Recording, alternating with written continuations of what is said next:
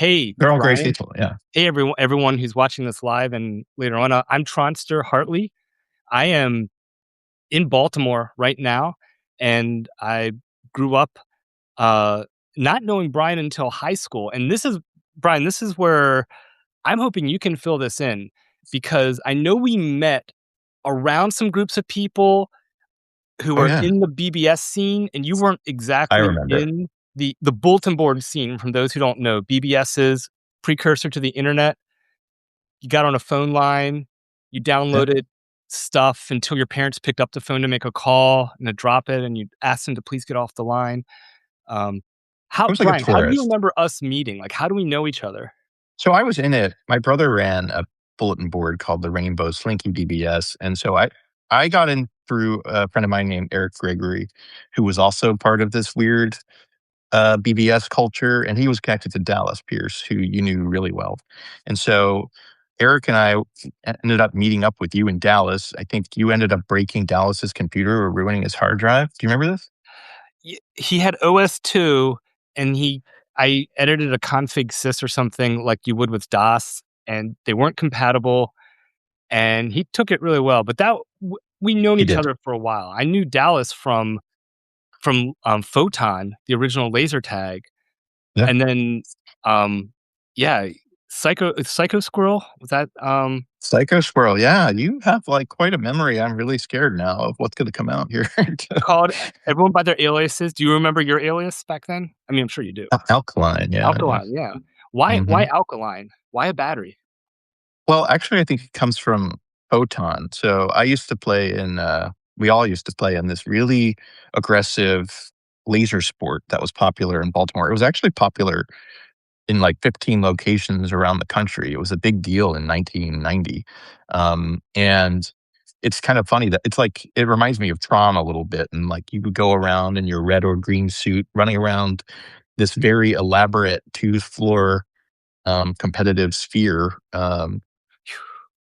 Where'd you go? Oh, look at you. Oh, Wow, I yeah, didn't even know you could do pictures. I got OBS working, so I've got you hiding out here in Oh a my god. cubbyhole. This is not expected, and you're right, I was pretty good. I was pretty good, but Dallas was actually a competitive Photon player. So we were just really this is what life was like back when. Like, you might play games on a computer, but we played games in reality by and large. The same games that you're playing now. Um, it was a lot of fun. So we all like kind of overlap. Once we met Dallas, we would see him at Photon, which you and I ended up playing at a few times. And so we actually became friends before the BBS thing became part of my life. And then you sort of so this is something that is an interesting aspect for all of you who are listening. If you're about to turn 16 and you have a choice, you can get a computer that is the top of the line computer or a car, which would open up your social possibilities. Which would you choose? And Yeah, Tronster had this choice. You had this choice. And which did you choose? I chose the computer, and I felt like back then, it was like Yeah, it was a brain dead I mean, it was a simple decision to make go because on. I didn't have anywhere to go. I mean, I had school, there were no parties to go to. Again, being in that sheltered We environment, didn't do living parties. in Yeah. Baltimore County, I didn't go downtown, except on, like, maybe once or twice a year. I think the first time I went without my family or, I'd been part of the church group down there was actually with you, and I can come back around to that. Yeah. But, yeah, it was I needed what was it? The first computer, 386 DX40, 'cause then a guy who I met through BBSs, we were like, "Let's meet up online, let's meet up in real life." I'm like, "Oh, sweet," and we found out we're both in the same neighborhood, and then Hmm. I printed out and I wrote down, like, where he was at, and I walked out behind the back of my street, I'm looking around, I go 3 houses down, and his house is right there, and that was Bill, and he would come over to my house because I had a faster computer, and then right before college, that computer 3D6 this was 90, I guess it was 93, 94, Yeah. Yeah. was getting long in the tooth, and I didn't really need car insurance need a car or car insurance because we had our mutual friend, Kevin McCormick, smart Mhm. guy, um, went to MIT, and he'd play laser tag also. He'd bring up his car, and because he was king of all the nerds and we were all very jealous of him, He he was had an really smart. Apple IIgs wired up in his car with an inverter so he could play Apple IIgs and Amiga mod music while he was driving around. And, you know, that's why he went to MIT. He was He was doing stuff too like that smart, you know for what I fun. mean? He was too smart. You Oh, yeah. couldn't I don't know how you 2 could talk. Whenever we went to a rave once, years after we first met with, with Kevin and Tiffany, and, like, he was so unbelievably yeah, oh, look at that. That's crazy. You really have memories.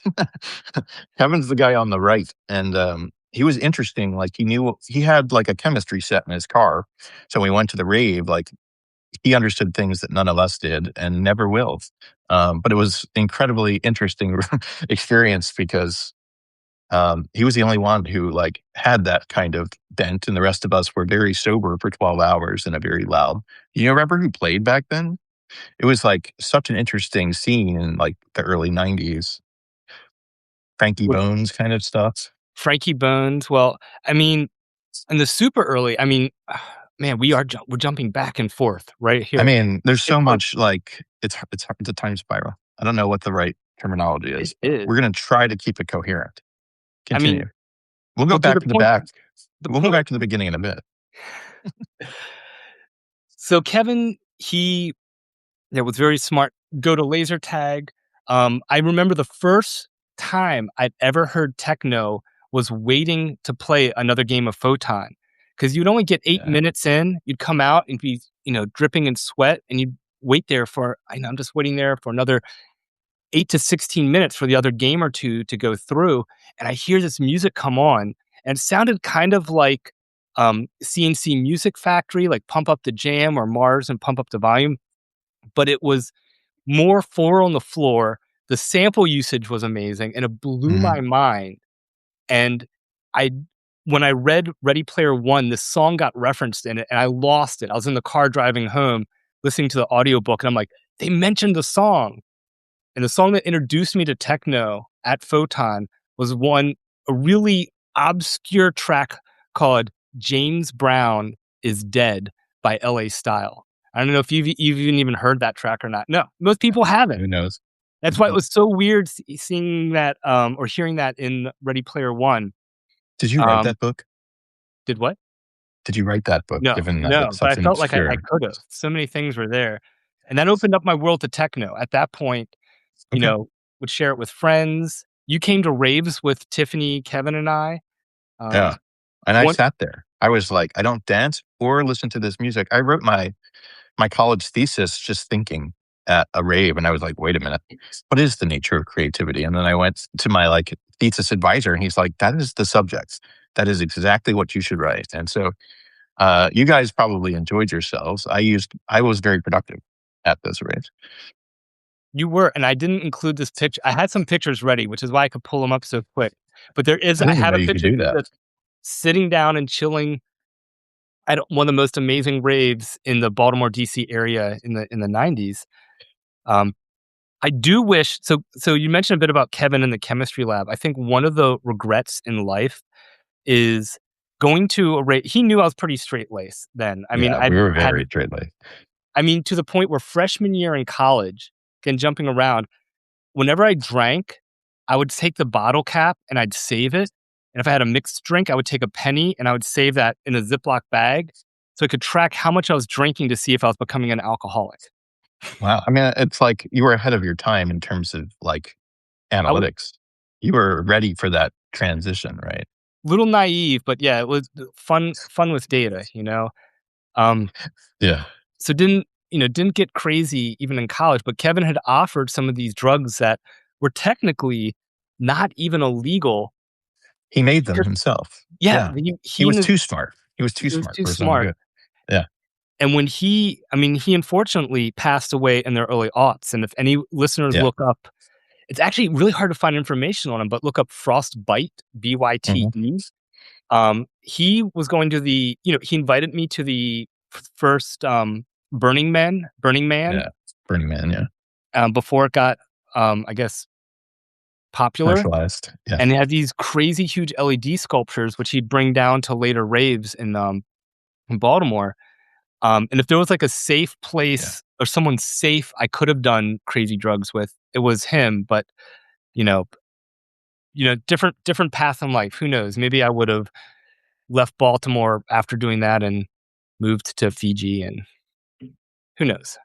I have a weird story that is not related to you, but still interesting. So I have my 13th birthday at Photon, which is this great laser tag arena that we played in as kids.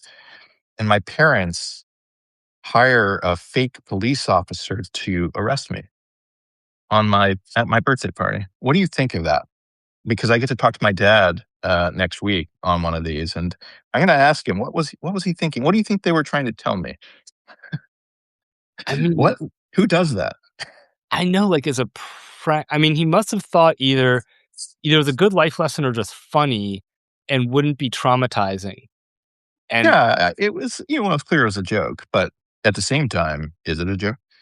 well, that's the thing too. I figured it would be traumatizing. Like, I would never do that to my No, son. It's like, but wait, I maybe mean, you should, right? 13, I've never been in jail, you know? maybe. I don't know. Maybe at that point, I don't. Yeah, it's tricky.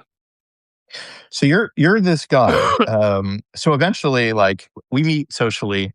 I think we end up, like, meeting a whole bunch of other people socially, and then the BBS thing to me, I'm calling around, I'm, like, playing around. Some people are really into the creative technology aspect. Some people are really into the social aspect and playing the games and talking to people and sharing files they probably shouldn't. And you're actually, like, one of the main operators, right? You're one of the main hubs of activity in the area with I don't know how many people. I mean, you understand the network better than I do, but you end up running a 200-person meetup, is that right? Something like that?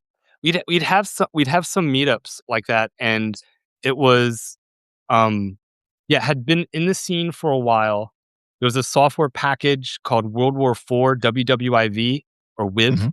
Yeah. Um, and I got it from another friend who was running a board and paid for the phone line and set that up. And I just remembered thinking, this is awesome. We can talk to people, we can leave these emails, but none of it was continuous.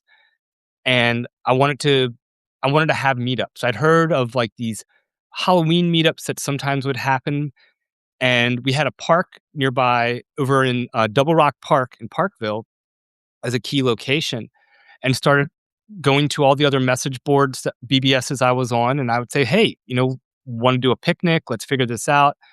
And I think there was a real, you know, craving for a lot of these people who have just been talking online to actually meet in person, to meet other like-minded individuals, because we were the nerds, the geeks, the outcasts, Yeah, it's a and different era for sure. yeah, before they were cool. Now if you're a Yeah, yeah, nerd, you're no. like, "Oh, so you think you're that great." It's like, no, back then, yeah, It was yeah, it back was harder, right? For sure. it was, yeah. Um, and I was lucky to bring a lot of people to my board, just again going back to Kevin, because he, being the genius he is, he got onto the internet back when, before World Wide Web protocol had been set up, and I had some ideas of it because being a nerd, I'd gone to computer camp and knew of but had no idea how to get on. He had a Digex ISP account, and then he's like, "Hey, Tronster, I think I can reverse engineer the protocol that your message board is using and tie it to this protocol called Usenet on the internet. Do you want to do that?" Yeah, yeah. Yeah, let's try that out. And so he tinkered, came back, and he's like, "Here you go. Just run this in the background." And we ended up taking down the entire WWIV network in Baltimore for like 2 days because the traffic, these pipes were small comparative to today. And we Yeah. had to set up some rules of like what messages could go back and forth between the internet, Usenet, and the local groups. But because we were the gateway to the internet, that definitely gave some notoriety to the bulletin board, and, it was just such a cool, confluence of, like, local BBS scenes and what was to come. We had no idea that the internet was coming, and, yeah, we were just, geeking out on that, and then you see people in real life, and you're like, "You're a real person," and, being a straight guy in high school, it's like, "Oh, real women. Hey, how great. Oh, Maybe yeah, yeah, yeah. we can talk about stuff." It didn't help going to an all-boys school. My social skills. Yeah, that's right. I thought Yeah, you went to an all-boys school. yep, Yeah, this was, like, your first time encountering a woman in the wild. right. Well, get had sure, I remember 8th grade, I went to a dance at, all-girls school, Garrison Forest. I went solo. Kevin went to 1 or 2 dances. We check out the stereo equipment, and then he had enough. So I remember I'm sitting down at this wall. I danced, got they played some good music, and I'm sitting there, and this beautiful woman comes up, sits down, or girl, woman, 8th grade, sits down next to me, and she just throws her legs across my lap, and she says, "Do you mind if I rest my legs here?" I'm like, "No, not at all." And I'm just sitting there, and I'm thinking, "Okay, is she gonna say something to me? Is she gonna talk?" And it never occurred to me to start the conversation. I figured the Yeah. ball was in her court. After 5 seconds, maybe 10, she just takes her legs off and just kinda walks away, and I was like, didn't realize till years later, "Oh, that was," I should've conversed. I should've chatted, but it If worked only out. you I'm married, got a kid now. I think I've learned a few things. Hopefully I can it's pass it down to my kiddo. I don't wanna jump to the end, but do you ever think about your girls and dating, or is it, like, so far off, you're like, "I'll worry about that when you get to it?" I don't think about it. I have a mental note to get to. I don't think about it yet. I do think about what pitfalls could arise based on the behavioral patterns I see. And so we do try to get ahead of those so that they have the tools they need when those situations come up and they're making decisions for themselves. You definitely see like personalities play out and try to help them in that regard. Do I think about it in terms of relationships? Not yet, but we have a couple more years. But the thing I wanted to say, which I think relates to school and them, we send our kids to a school that makes it's cool to be smart. And when we were in the 90s, nerds and geeks were definitely like a thing. It's it is cool to be smart. And it's a really nice framing of like I had initially said, "Oh, nerds thrive here," and I like the framing of, "Oh, it's cool to be smart," much more than what I said. And so it was a really interesting reframing where that's actually, like, really healthy and good for the universe. I think that, like, this era of life is much more accepting of people who are trying to be helpful from an intelligence perspective. Oh, yeah, We may even have evolved over time and not appreciated that evolution, right? I think so. You did something right, humans. One thing. Just one. Just one. The others, Just not one so thing. much. Did you make games when you were a kid? Like, I remember you running a bulletin board and taking the world down and blowing the roof off of a pavilion at one of these parties, but, like, did you make games then? Because you kind of were a creative technologist from the start. Go ahead. Alright, well, for the record, someone else brought the M80.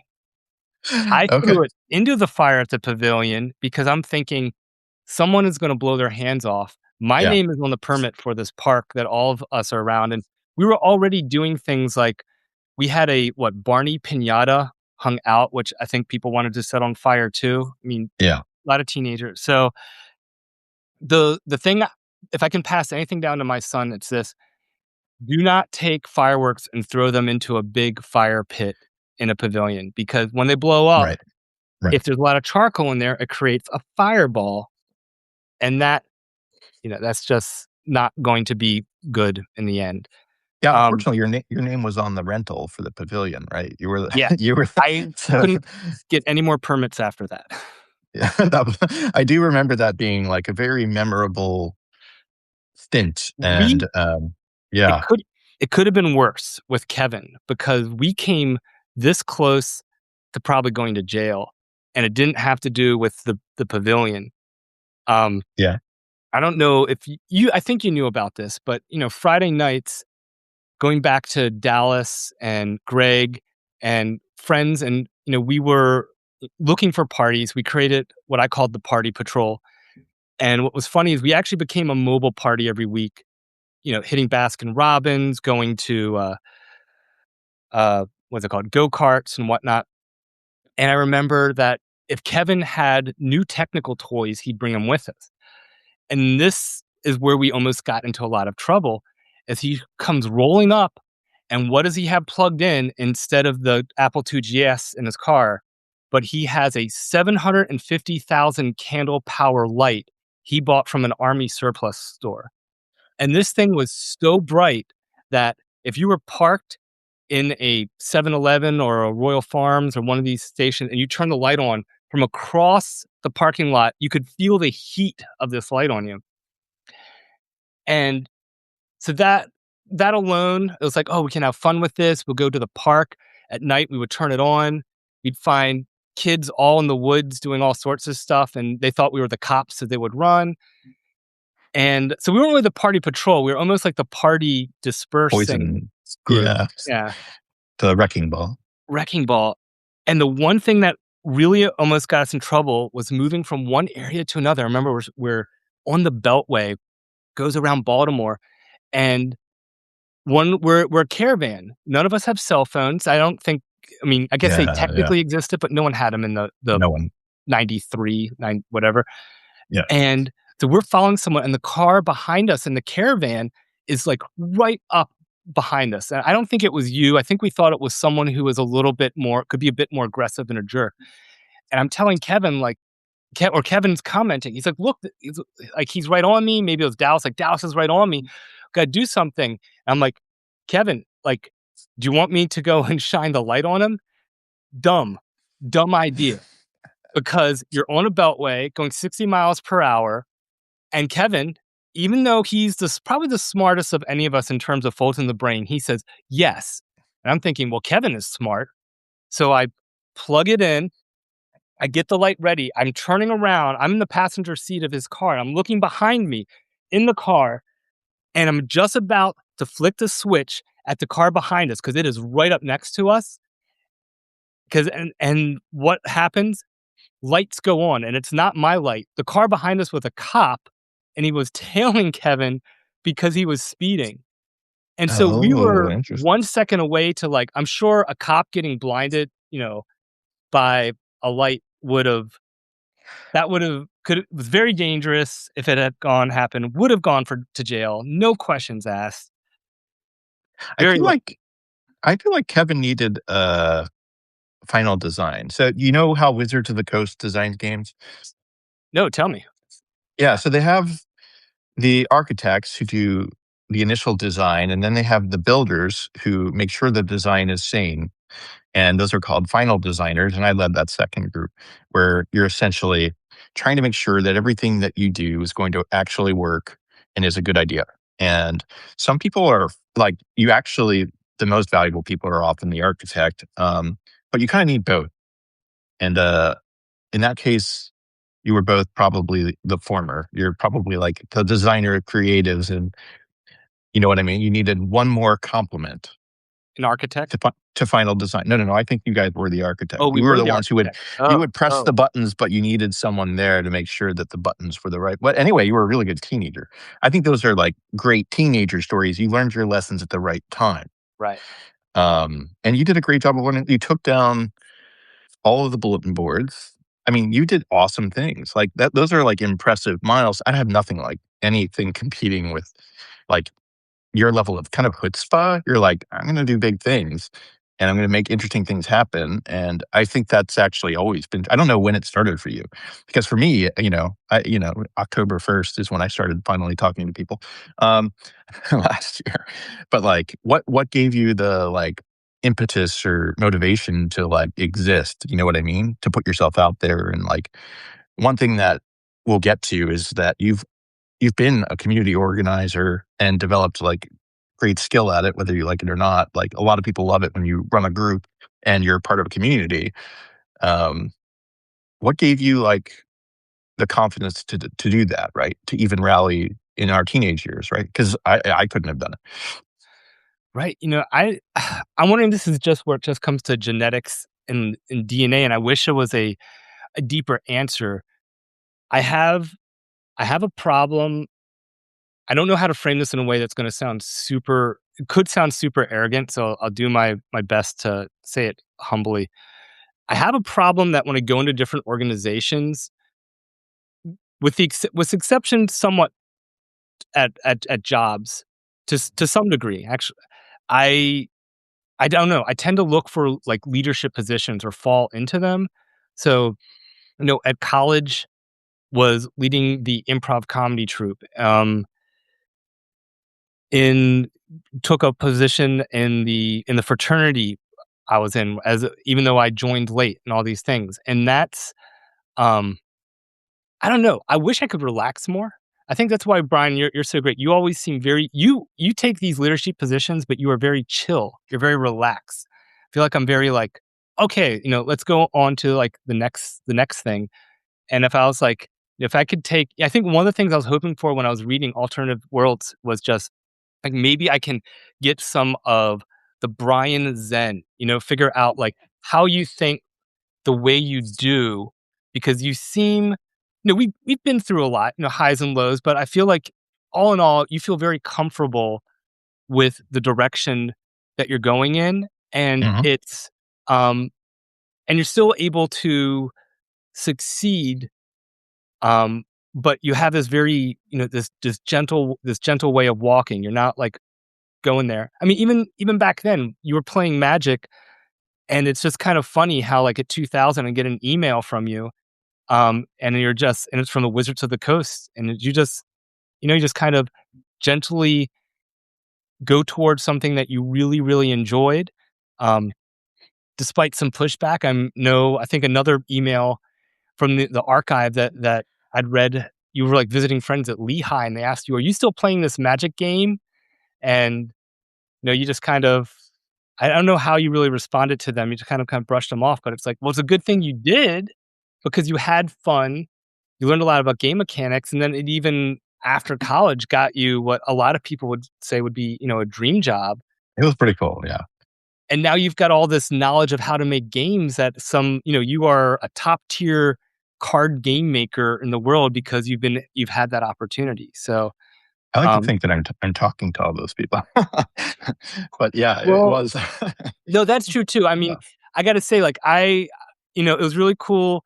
Like, I think it was Mike Elliott. You talked to him, and I'm like, dude, that guy is smart. Like, how Yeah, he's awesome so smart. must have been to work with him because he reminds me of like I had a I know we're, again, jumping around chronologically. I had a coworker who's now over at Oxide Games, and his name is Brian as well, Brian Wade. And I Mhm. started working with him at Breakaway when we were doing Command and Conquer 3, and he'd Yeah. been there for a while. Tronster has also made a lot of really impressive games, to be clear. Like, and it's weird, but, like, we're not alone. I think our cohort in that BBS circuit just was creative technologists by, like, nature, right? Oh, yeah. Continue, though. Command& and Conquer, Oh, no, breakaway no, game. definitely, yeah, it's weird how everyone kind of went off and did awesome things. It was just odd, like, I'm trying to think what about Mike Elliott reminded me of Brian. Both seem very smart. Brian's a big game player, but I remember one day he just drops this random nugget one day. I'm sitting across from him, and I think he's absolutely lying to me. And he says, like, I comment on his, screensaver, how I liked it, and he said, "Oh, well, I wrote the default screensaver for Mac OS X." And he's a Windows guy. It's a screensaver that looked a little bit like Flurry on the Mac OS X. I'm like, "Okay, sure." And he just goes off and does his thing. And then I go on the internet and look it up. Sure enough, Brian Wade and OpenGL had made Flurry, and then Apple approached him, bought it, and made it the default screensaver for there. And I'm like, "Oh my goodness, how lucky am I to be working with these people who are just, doing stuff for fun." He's got this creative self and this artistic self, creates this fun thing, and then it actually goes out there and like, the world may not know that Brian Wade made this, but his art, his code was running on everywhere. And now he started another game company with a bunch of ex Firaxis guys that are, you know, doing good stuff in Baltimore. We need more game studios in Baltimore. Yeah, Baltimore's always been a big video game hub, which, you know, I didn't really perceive when we were teenagers. I had no idea.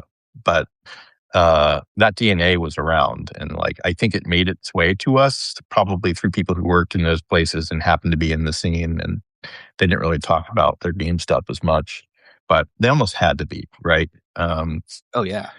Do you know what the So, first important company was in video game company was in Baltimore?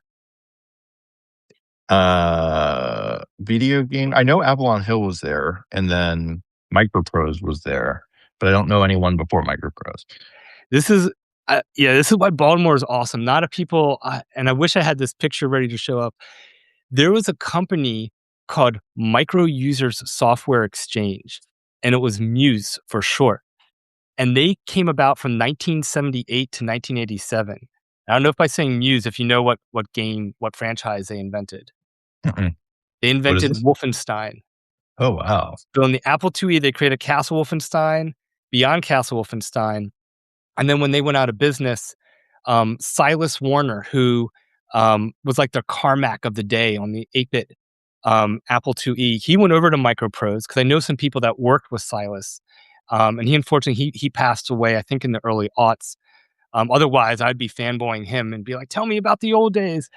And yeah, when id ended up making their 3D version, they bought the rights to Castle Wolfenstein from whoever had bought it off of Muse Software. So even though Microprose started, I think in 1982, Baltimore, down off of Charles Street, had Muse Software since 1978. And it just created this, foundation of companies which have grown up in the area. But besides Microprose, I was completely oblivious to like how many, game studios were in the region. I have a weird deep cut that I remembered this morning. I vaguely remember, and you can correct me, that you and your brother, who works in a TV as a camera and video guy, were making videos about why Baltimore is great or what to do in Baltimore. Is that true? I vaguely is it was it all a dream? No, it wasn't. I was the problem that Baltimore has had is that The Wire has really imprinted in Yeah. people's minds of what they think Baltimore is. And while Mhm. there are aspects of The Wire to Baltimore back then, that wasn't all of Baltimore and definitely Yeah. not today. And there's so much awesome stuff there. So I just remember the thinking, what could I do to go and show what like Baltimore is really like? And I figured I'd make a video series and put it out there. I looked around first, like there's an organization called Visit Baltimore, and they had some videos and they were kind of overly cheesy. I'm Yeah. like, this isn't where the fun stuff is at.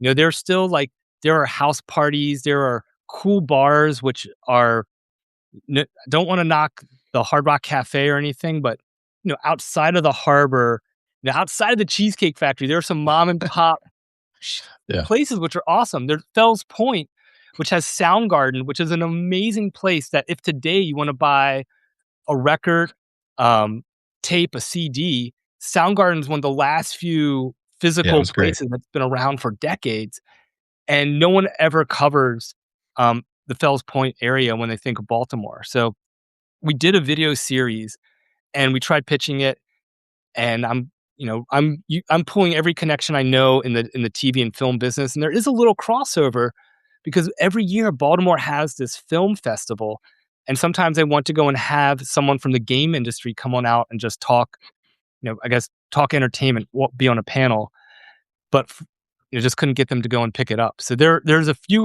3 or 4 episodes I put up on YouTube, and then we all decided to kind of part ways with it. And there some of them, like the farmers markets, will be mostly evergreen, but we did one, I think I took it off, that was on food because so many shops opened and closed, and I think half of them Yeah. we covered are no longer valid. COVID didn't help you, yeah. No, not at all. Yeah, it does speak to, like, this spirit that you have where you it's rare and it's really valuable, and it's definitely one of the recurring themes in the book and also this series of, like, community builders are just kind of really important people. Like, it comes up on Substack a lot, this notion of helping the helpers, because they really are kind of special people with a certain energy, that like actively go out and try to make the world a better place for the other humans in it. And I think you've always had that, kind of innately. I actually like there are so many different subject areas where we could bounce around to where this has been true, whether you like it or not. Oh yeah. Thinking where going. Tell me, Brian. I'm Yeah. just thinking of like Where do you want to go? location. Uh, Well, I mean, right now I'm happy here in Baltimore. mhm, That I know we're talking where we're going in chit chat, but I'm thinking locale wise. Tell me about you. I mean, you're right outside of San Francisco, right? Marin? mhm. Is that? Yeah, I've Marin, been yeah. in that area once when we did some over a decade ago. We were pitching 2K, Yeah, they're close by. some game stuff. Remember there's a place called Toast. I don't know if that's still there, but a It's still delicious there. breakfast item, Mhm. breakfast area. And like, is Marin? Is that your forever place? Are you in your forever home now? Is that your forever Yeah. city? Um, I'm not going anywhere. Yeah, for most of my life, it's been like, ugh, life isn't quite perfect. I want to, maybe I'll go here, maybe I'll go there. And obviously, you're the same person everywhere you go. So, one, I'm pretty comfortable with who I am and what I've done to this point. But also, Marin is a really neat place. Like you talked about 2K being here. I live really close to Skywalker Ranch. And Industrial Light and Magic was here. So many different creative entities lived here. I think Metallica was here. There's a ton of musicians here. And what? so initially, yeah, no. So I moved out here thinking, oh, this is where people from San Francisco go and ruin ruin the next culture. Sorry, everyone who moved from San Francisco, myself included. Let's not act like I'm not among them. But it's much better than I expected from a creativity perspective. There's like a taco shack down the street where like every night there's like a music act playing because everyone here loves playing music. And then there's, in the other direction in like a farm area, there's this big music venue where people in the Rock and Roll Hall of Fame get together and play just for the fun of it. So it's a very creative vibe. And so my kids grow up in this sphere where like the arts are inordinately more important than they would be elsewhere. And that to me is really important because I very much appreciate the arts. So it's definitely been much better than I thought it would be. And I'm not going anywhere. Like it's definitely a good bounce and very grateful to be here. You're always welcome to visit. I actually go to that shopping center. It's only like 10 minutes away, that you described. I have to plan it. I mean, I wanted to, you know, I always try to get together whenever I go out to GDC. I know we couldn't make it work last year. I hadn't Mhm. been to GDC, I think, in 10 years. But the Yeah. last time before that I'd made there, I remember Caroline and I came out. We all went out. We hit like a cool ice cream place, which was Oh, yeah, yeah. always a fun. Yeah, and I'm hope to go out there sometime, hit GDC, bring the family, and then gonna drive up the coast because Kevin, who I talked about before, Kevin, his parents, they live in California and would love to just see where they ended up retiring. Like a lot of people move west. It's like something for me Yeah, to think about. Baltimore is underrated, but it's still not as nice as here. Yeah. How's Let's the talk about laser you. tag there? Is there any laser tag in California? No one can afford to do anything interesting in California. Basically, if you like the outdoors, you're fine because no one charges rent for that yet. But there is like a dearth of culture here that because over the last N years, prices have risen so much, it's harder to afford um, running a fund service. So, that's a real interesting drawback of living in a place that's too successful for its own good. Um, the higher the costs go up, like the more likely culture that you actually want around is going to have to move away. Um, and that's something that cities, you know, have to wrestle with.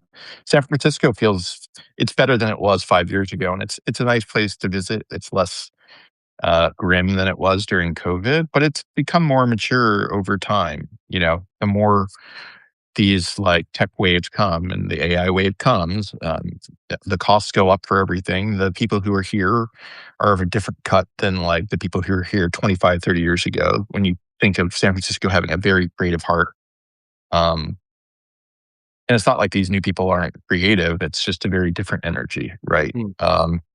So the energy of the city changes every couple of years, it feels like. And that's why I don't live there, because where I live, it's the same energy all the time. And I like that. Consistent Yeah. energy is good. Did you make any lasting impacts on GDC? I know that's another community that you were deeply involved with, right? Right. The Like, GDC, yeah. I gotta give a lot of props to, one of my old roommates, Joel Gonzalez, because he went to GDC back in, I don't know if he went in the '90s or not, but it was the early aughts, and when I was working a non-game job, getting out of college, worked for educational testing software. So if you or any of your listeners have been to a Sylvan or a Prometric or an ETS testing center, you probably have used some software that I wrote in the early aughts with a group of people. So you could, licensure exams, fun stuff. So yeah, but Joel's like, hey, take of your 2 or 3 weeks vacation, take 1 week of that, come out to San Francisco. And I told him like, no, no, I'm not going to do that. Like, I need that vacation time. He said, it's going to be worth it. Will be worth it. I said, okay, I'm going to do this. Went out there. I ended up going to GDC as a conference associate. And a lot of Mhm. people don't know. This is like the worst kept unsecret. If you can't afford to go to GDC, this is particularly good for students, but it's good for anyone. You can sign up to volunteer. It's very hard to get in because I think now only 1 out of 4, 1 out of every 5 people get in. But everyone, every year, even if you've been before, you have to write an essay as to why you want to be a conference associate. This one guy, Ian McKenzie, he reads every single one. And Ian's amazing. He has that like photographic memory where he sees a face and he just knows the name, forever. If you get in, you have between 12 and 17 hours worth of work. Back in the day, it was like stuffing the goodie bags. Now it's mostly just like hanging out at doors and making sure people have the right badge to go in or scan people. And you get the $2,000 pass and you get connected in this network of people. Mhm. And GDC is fun. It's great. You get to meet heroes. I met Alexi, wrote Tetris, and was it Yuvine Jarvis and all these other heroes. But um, oh my goodness, I just lost a thread there. Oh no, well the network. That was the whole deal. The network is Yeah. what's key. And I found out that from there. So even before I was in games, all these other people who are starting at interns or junior levels at some of these studios, like today, some of them still volunteer and they are executive producers and they've been Yeah. at, their EA, Activision, CCP, all these places. Some of them have become famous. I know Kim Swift was a game designer. She, known for making Portal. She was a conference Awesome. associate. Um, and So yeah, that give me the inspiration to start the Baltimore chapter of the IGDA. Came back, found out there were 3 other people in local studios who also wanted to start a local chapter. One of them was Soren Johnson. He was at Firaxis and he was coming off of Civilization 4, Mhm. and he'd only be around for a little bit because EA was luring him to the West Coast for Spore. I think it was might have been Brian Reynolds. I'm not positive. And Jonathan Hamill, who worked at Breakaway. No, it was Paul Stefanik. These are just Yeah, yeah. named game designers. I think Paul might now be working at Shell Games with Jesse Shell. Paul, I actually saw last year. So I went to Stockholm, Sweden, Oh and yeah, Paul was there. He's a VP of game design on Candy Crush at King. And I think he now is a resident of Sweden and is loving it. He's doing great. that's awesome. I forgot Yeah. you know Paul. It's that weird. The industry is smaller than you think. Um, but Yeah. yeah, and it's just funny how that works out. The 4 of us got together. We said, let's start a chapter. And then I took like a a junior position on the board, and then after 3 or 4 years, I became the chair until I eventually said, "Someone else has to do this. I'm tired of being the chair of this." When's the last time how long did you actually chair? Well, I've been a chair 3 times. I've hopped off Yeah. and hopped on. After COVID, we had an amazing chair, but, he was just burnt out, and I said, "Hey, do you mind if I spin this back up?" We got the company started, and I hit some things I'd 2 things I'd always wanted to do, but I think there's always some imposter syndrome when you're in the industry, and I felt like I wasn't established enough to make either of these 2 things happen, and both of them were so easy. I should have done it 10 years ago. Mhm, One of them was to get all the local schools who had all their individual senior showcases and have one joint showcase.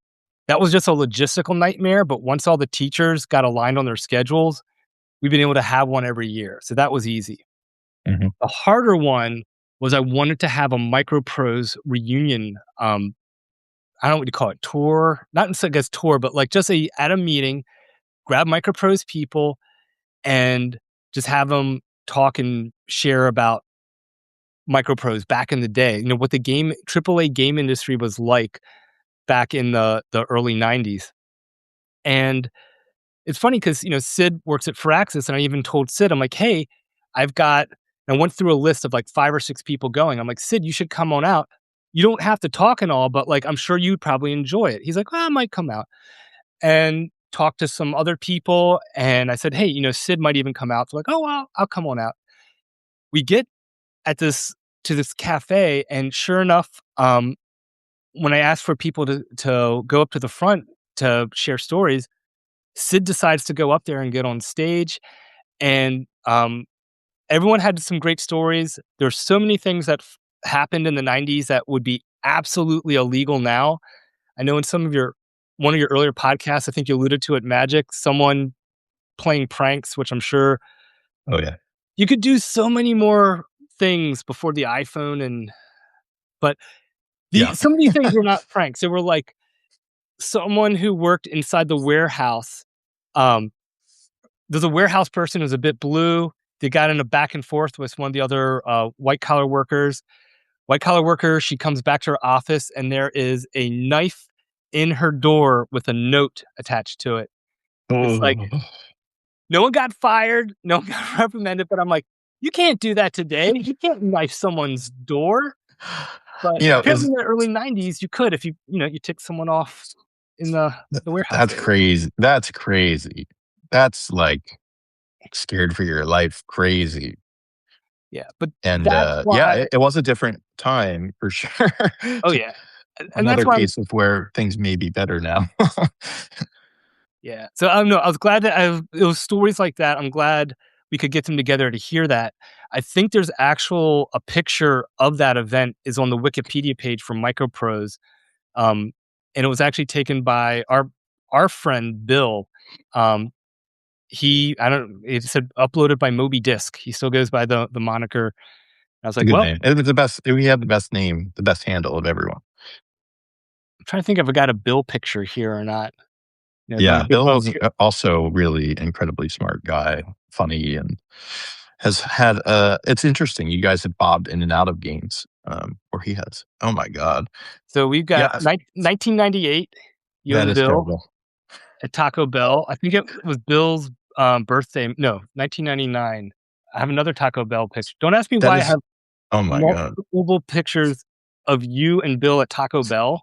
I need to get my revenge pictures ready for the next time we do this. No, it's fine. I didn't that coat was my dad's, and, he just had a worn it's not that one. That's cool. Whose birthday was that? Is that Bill's That birthday? that was Bill's birthday. I got one more That's birthday pretty fun. I don't know why I've got there's, Shannon who Oh ran my one of the god. bulletin boards. Yeah, yeah, he's a really smart guy. Yeah, I think this was before. Are you anti-fast food now? Do you go back and I know for a while you weren't doing any fast food because in our emails to each other, I would frequently mention how much I wanted Taco Bell, and you would frequently mention how you don't eat fast food. Yeah, I don't eat a lot of fast food now. I haven't. Uh, There's a there are a couple of really good burger places that are more on the in California, they're like, "These are healthy burgers by comparison." They're not probably, but I'll eat those with my kids from time to time, but otherwise, I made some crazy good dinner last night. I've become a much better chef over time, which means I kind of can make my own delicious food without having to suffer fast food. Oh, that's Actually, awesome. no. Yeah, I don't eat fast food. Do you eat fast food? I just brought Taco Bell back into my life because of the app. My And son, we who love is the taco. pickiest eater, he will eat a chicken taco with nothing on it except for avocado sauce.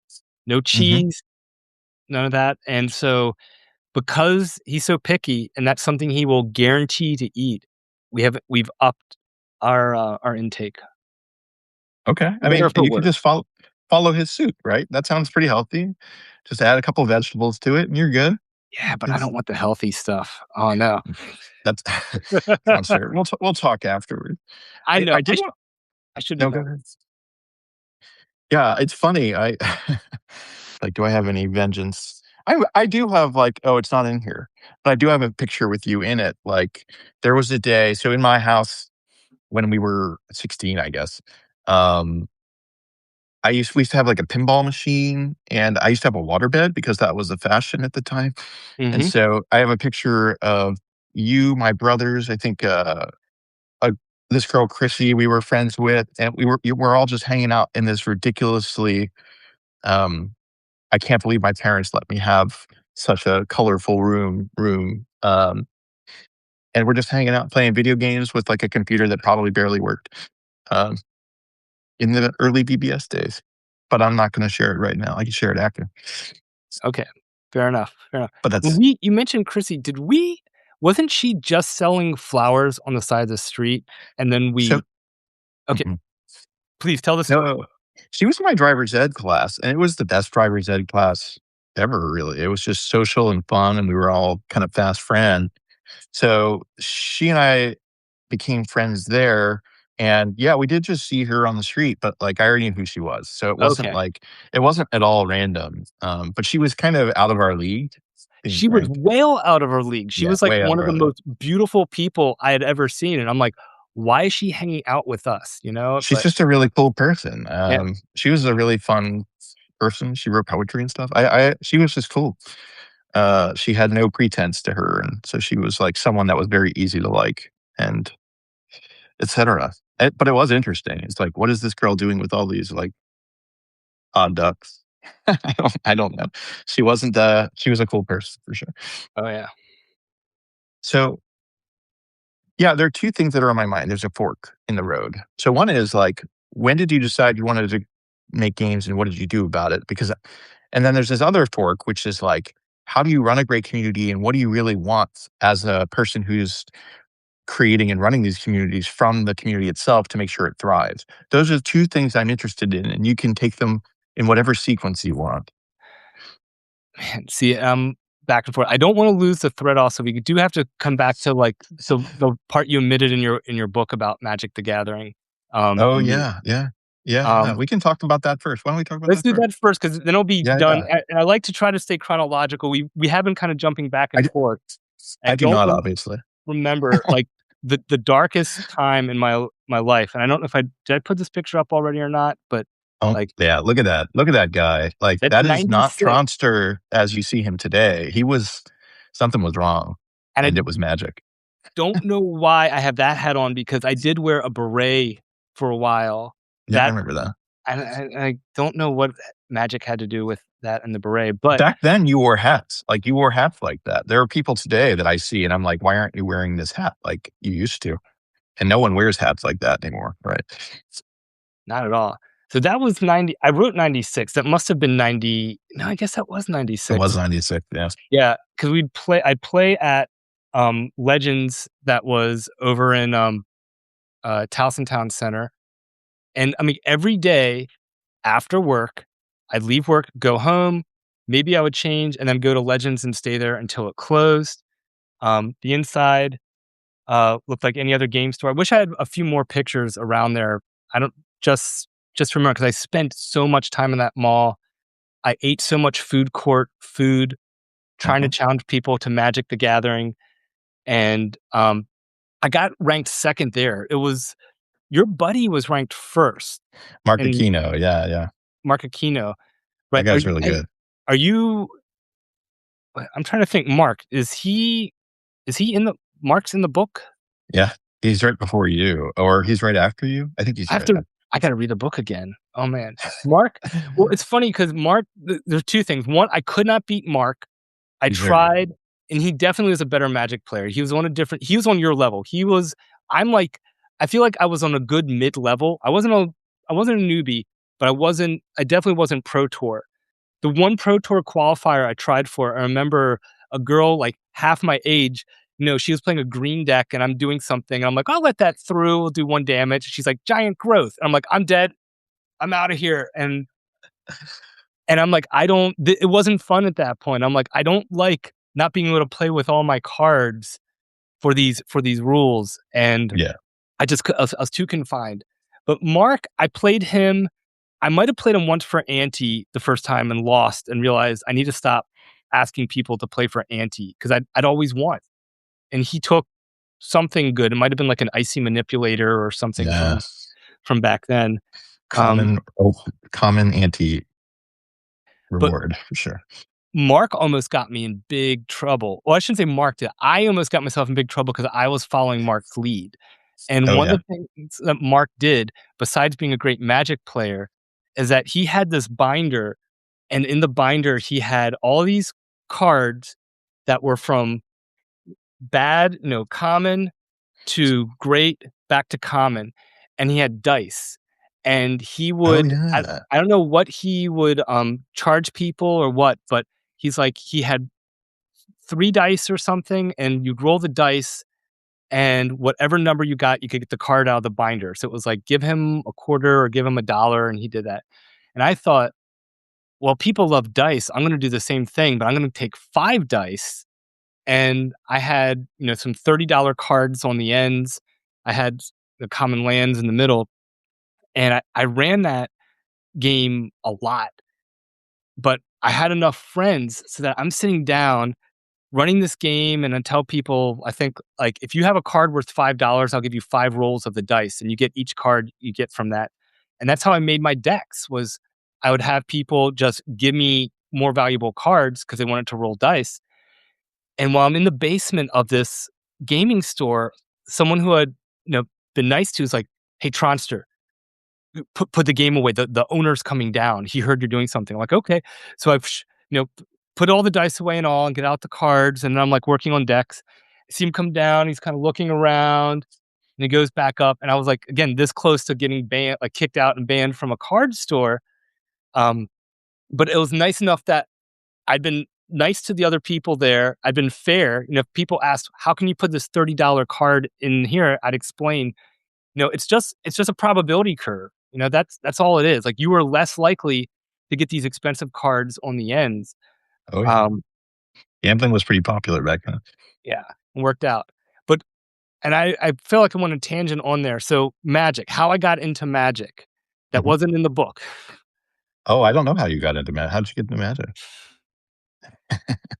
It's like, I'm sure it involves a certain someone, but I'm curious.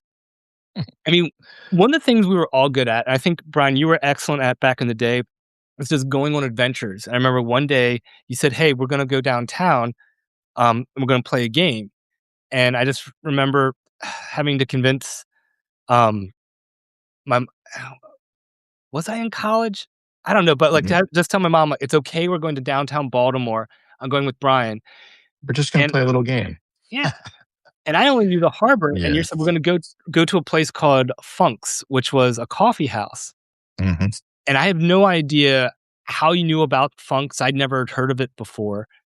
Um, but that day, like, I learned, there were 3 things I never learned in my entire life, and, like, you introduced them all to me, that it was that evening, because it was, dark out.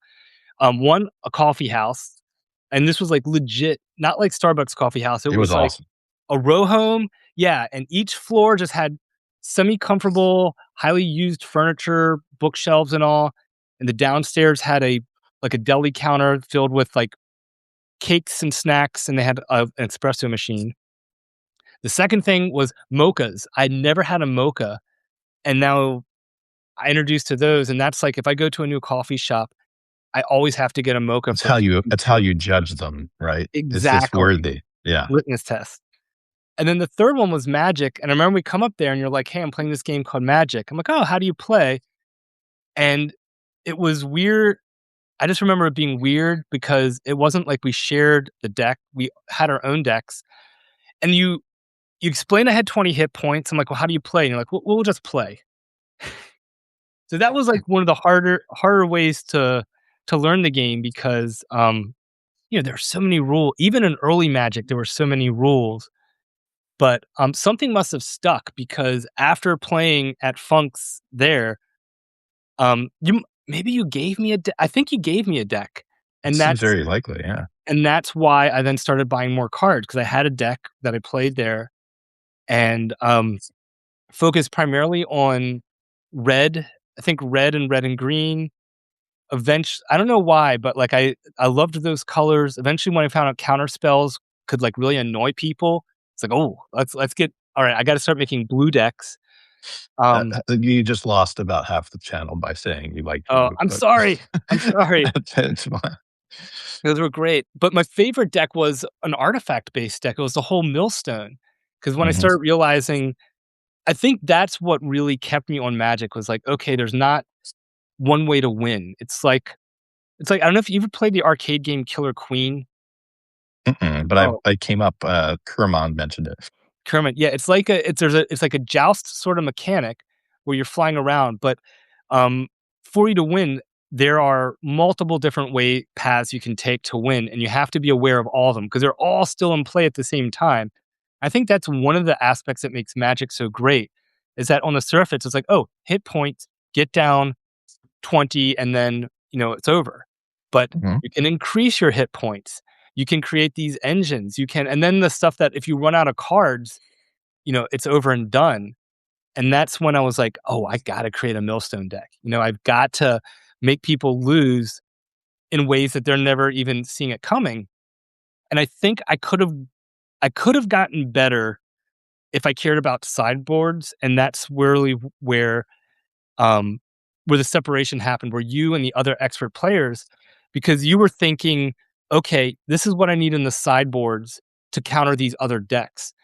And I didn't care about the other decks. I needed enough to just protect myself for a while and let my main mechanic work out, which was a fun, like, immediate mechanic, but it's like many times you could lose the war because you won a few battles, and, it turned out that way. So part of me is glad I got rid of all my cards. Part of me wish that I kept them, but, it was just interesting when Alternative Worlds came out, and I'm like, the didn't mention my addiction when I was going to the store every day after work, but not that, you were the one who gave me that first hit. it was probably worth $1,000,000 now, and you're welcome. No, But it was good. I don't know if you were joking or not, but I remember one time when we were talking in college. Oh, no, it must have been after college because you were working at Wizards, and you even Mhm, said, like, "Hey, I'm gonna make a Tronster card, it would be rainbow." And I was like, "Nah." And yeah, because it's like if you had not been joking and a card actually made was called Tronster, then people would say, "Oh, so you're named after a Magic card."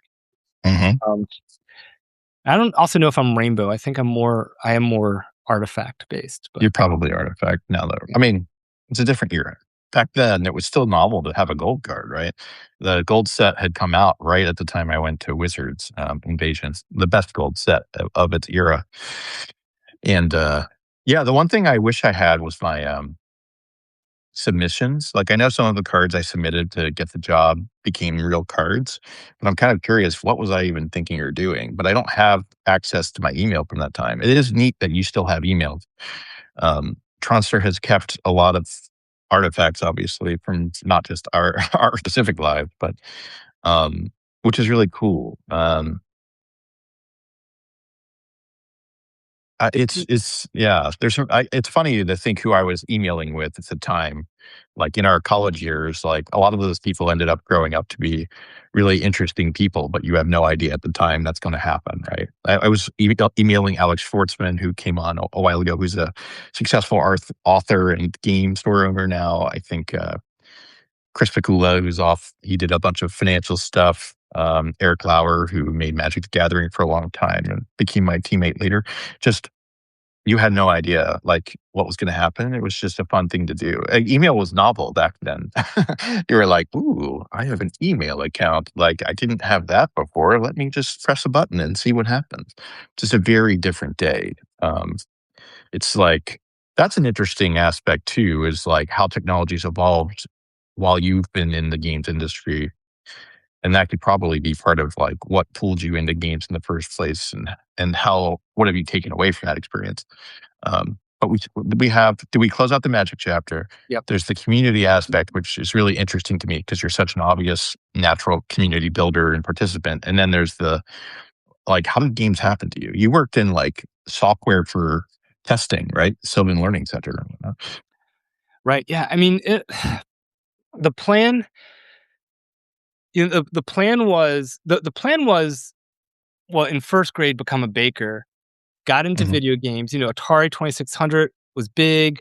The movie Tron had come out. And You don't say. yeah, oh yeah.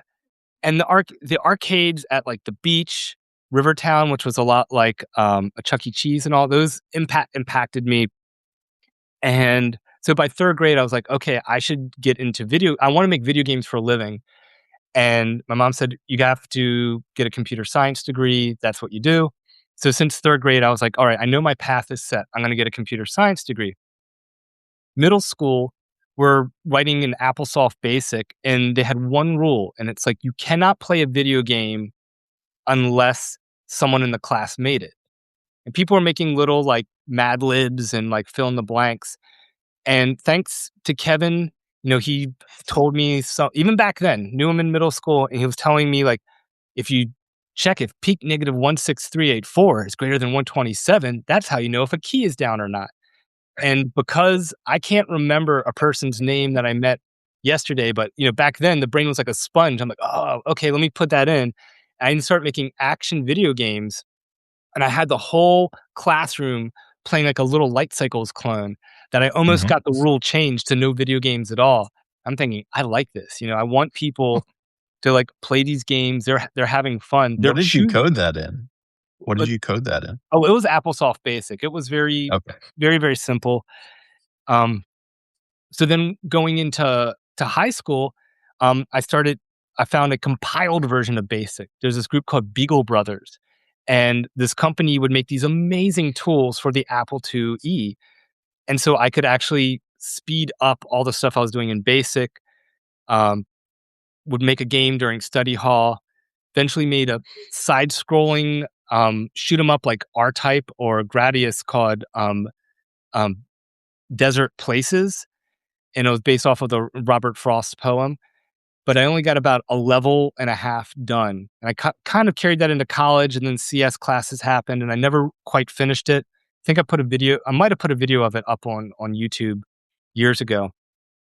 And um, yeah, so I was interested in making games, and I was doing that on the side, taking the CS classes to learn the fundamentals, learning how to lead just from taking over small, organizations or being in small organizations and contributing. And then get out of college.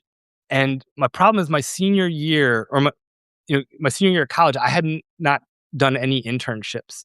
I kept going back to friends camp because a year before I was going to try to get something at the on the West Coast, and the camp called me up and said like, look, we want you to be the director of this computer camp because Mhm. I'd been writing curriculum for the kids. I was teaching them Pascal and then teaching them C++.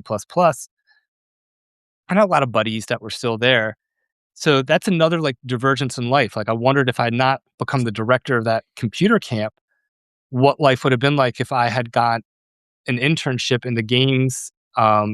in an existing game company, if I got in.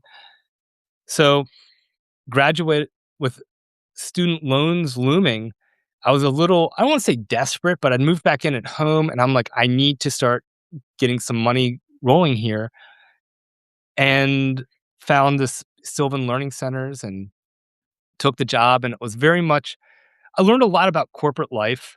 Mhm. Dilbert cartoons did come very funny to me, but um, much uh, like that girl in 8th grade who threw her legs across my lap, and I didn't realize things till later. Having that corporate job, once I left it, I looked back years later at things in the corporate job that happened, and I realized like, oh, the business units were only interested in the financials. They could have cared less about these, technical aspects. And Mhm. um, because I was just having fun writing Windows programs, and having my buddy Bill, hiring him to come on board too. And we made the world's most powerful test driver, which internally we were really excited about. Like, I remember driving, Bill and I carpooling, we're driving into work. And as I'm driving into work, like, I felt flow, not in the moment, flow in my life. Oh, Like that's awesome. this is awesome. But I was making certification testing software. So it's it's so weird that, like, the geek part of me was feeling great because we were making really bleeding edge, cutting edge software to run, but absolutely boring. And I'd always thought about maybe I'd jump off, but like, and go into another industry with software. And but I stayed there because I kept taking on more and more leadership roles. I became lead for the team. And I think one of the things that shook me loose, I'm not positive on this, but what happened is I got a call that from someone in Boston, and it was talking about Kevin. Mhm.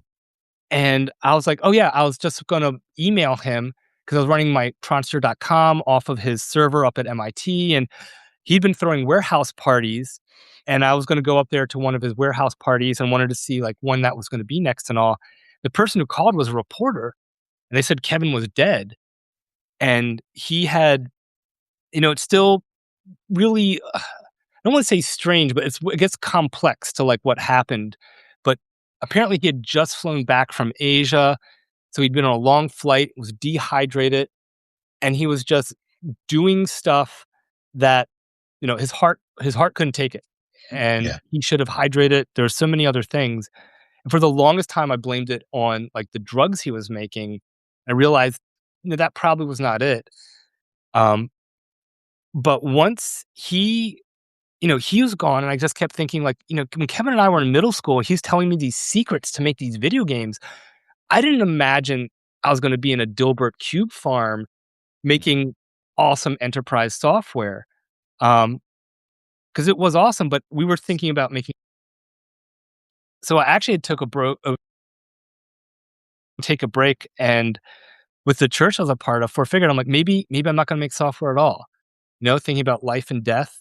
Mhm. Had actually for about a year just lived off of savings and was like a lay pastor and was looking, enrolled in seminary, and there was awesome stuff with that, just like meeting with people, young people, younger my age, about my age back then, early 20s, at coffee houses, and just hearing about their issues and just being able to provide them with, some support or some guidance. Um, and I don't know what really, like, after a while, I think the bug just got me. It's like I wanted to get back into tech, and after doing a few stints doing some other software, making some healthcare software, some shrink wrap backup software. Again, I'm like, no, the reason I did all this was for games. And so I was resolved, like, I'm going to create my own studio, Geek House Games, um, keep doing the stuff with the IGDA locally. And if an opportunity opens up in Baltimore, I'm going to push for that. And Breakaway had just happened to be looking for someone who had the weird set of skills, who knew both C++, which most people did in the industry. That wasn't so weird, but also knew Flash. And Mhm. Flash alone was great for games, but I'd used a little bit of it at Sylvan. Had done some stuff on, like, the church webpage for that and all there. Because EA, their technology, they had engine called Sage, and the on top of it, it could run this display layer called apt. And apt was a Flash player that they had written in house, Mhm. and they were using a lot of games.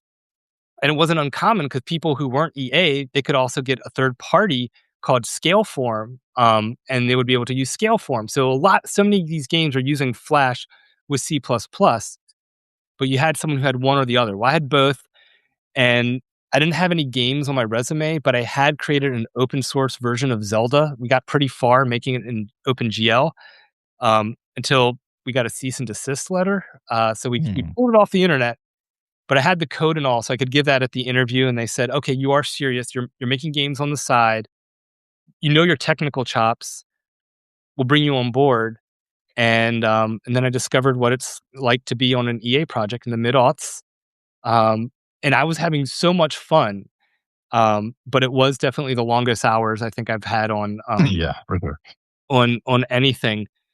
Our leads were great. They would not allow us to come to work 2 weekends in a row. Like, we had to work weekends, but it was like, I wanted to go in every weekend. They said, "No, no, we're limited time on Sunday, and, when you come on Saturdays, it's, you come in this Saturday, the next weekend, no Saturday or Sunday at all."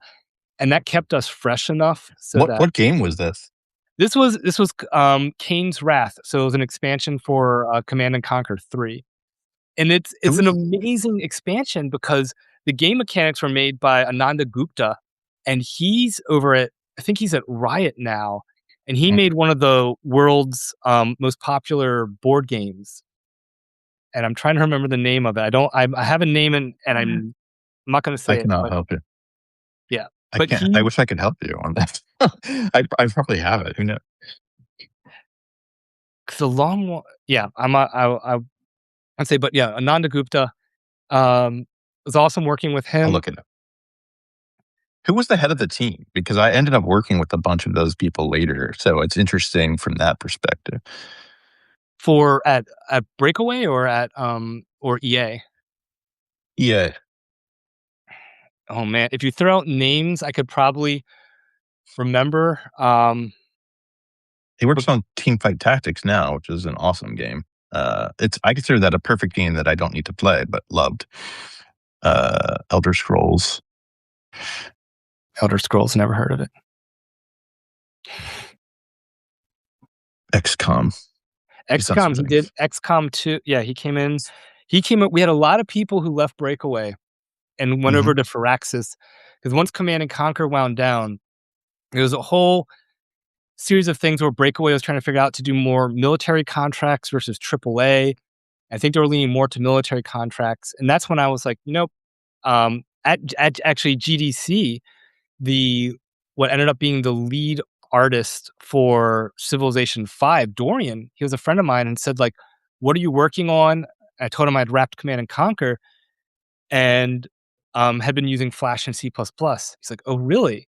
And I didn't know this, but Firaxis was thinking about spinning up XCOM Enemy Unknown. I guess they were, it was in the previs sequence, and he said, "You should apply for a job." And he didn't tell me it was XCOM, mhm. but I was happy at Breakaway. I was at the point where, again, moving up the ranks, we were pitching some game ideas, but and I went to Firaxis, and the interview loop, it was a day long loop, like at many industry jobs. But I saw a friend there, Dominic Cerkelli, who Mm, helped bring MagFest to prominence, and I think was the first awesome. MagFest executive director.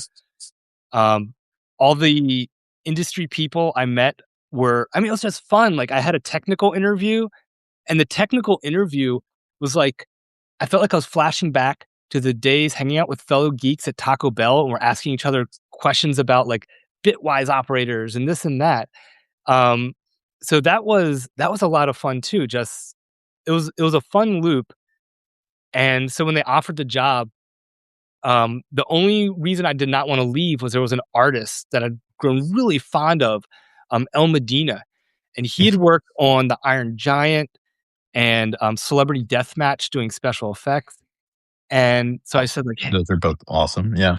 Oh yeah, and the guy's pro. He's pro, and I told him, and he's like, "You got to do that." And as more positions started opening up for Firaxis, I was like, "Oh, come on over." So I think I'm like the 155th employee at Firaxis, and he is like might be 156, 157. I became one of the leads on the UI engineering side for XCOM, and he became the lead artist for the UI on XCOM, and we figured out how to imagine the UX to gameplay for a modern turn-based strategy, which I think today a lot of people I should say tactical turn-based strategy, and it was just crazy times because it was a big jump. I feel like a lot of games have used that language that we were all figuring out as a team. It's not like I Mhm. personally figured it out, but like it was the team Yeah. figuring out how to do this. So it was really cool that we could create something new based on an old IP, but also having to find some like a new take on game mechanics that would work on PC and controller. So um, yeah, I dived a little bit into like many things, dive a little bit into games. I don't feel like I answered the question. I know it was a little bit about the games and leading, but how off track did I go there? I feel like you were pretty on track. You designed games when you were in middle school, but you were also working on games for fun, I felt like, in your teen years alongside what you were doing with the bulletin boards and social stuff. And then I do remember the window at Sylvan where you're like, "This is soulless. I do not enjoy this." And so games just kind of gave you energy, and making products that made people light up gave you energy, much like, the community stuff you've done. It's all kind of if you're going to create a story that is a common thread, I think that's a good one. Right on. Yeah, what games have you worked on? What's the proudest game that what are you proudest of all the things you've worked on at this point? Oh man, and that's hard too. I mean, I feel like yeah, I mean, we've done so many different things. We even for a brief time we even jumped into the Facebook world too. Well, I think when you were maybe when you were Zenga-ing, we Mhm, were working on Civ World, and mhm. um, from the technical standpoint, I just love the fact that I created an isometric engine from scratch. Like there was Yeah. an initial tile system that Sid wrote. I mean, I don't know if people aware, but Sid wrote the game core for Civ World, and we just kind of threw tiles out there. But when we would run it on my laptop, it would get very hot because we were like brute force put it out. And I was like, I think I can write a more optimized um, multi-level isometric engine.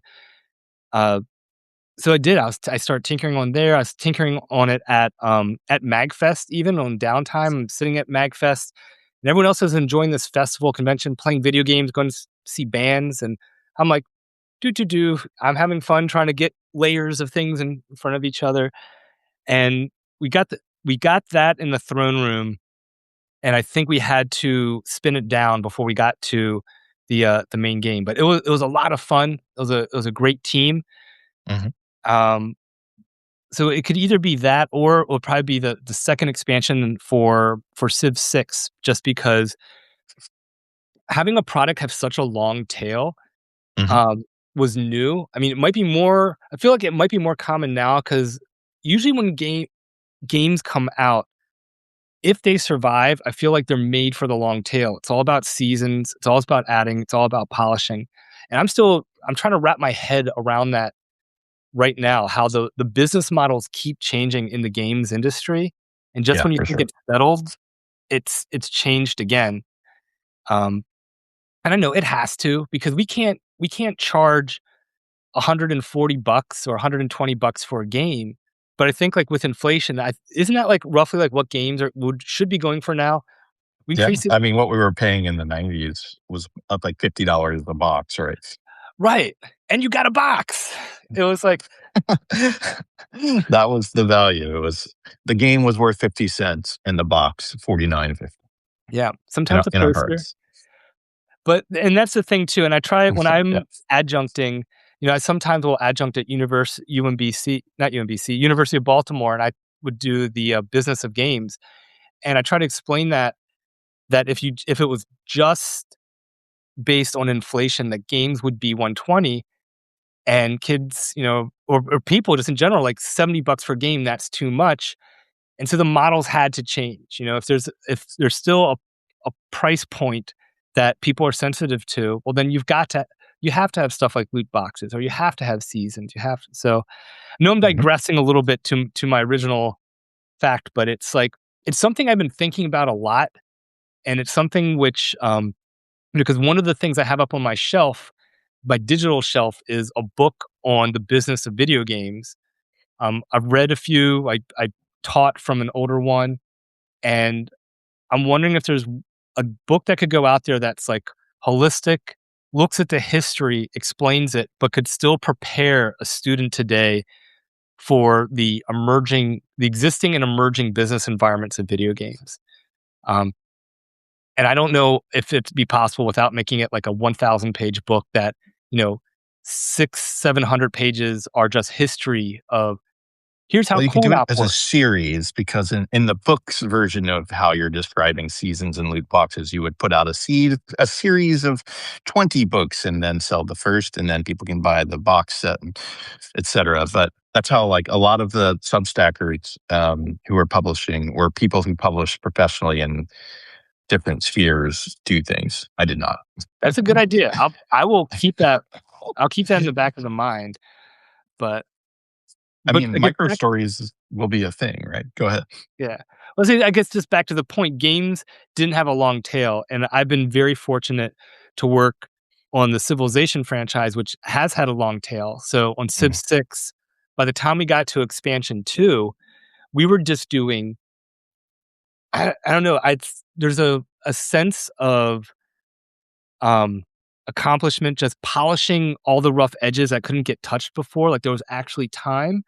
Mhm. And then one of our guys, our network programmer, Bradley's like, "What if we added battle royale?" Kind of as a joke, because um, Fortnite had just come out, and so he made a mode called Red Death, and it was so much fun playing it. And I was like, I want to be on this sub team. Let's build this out.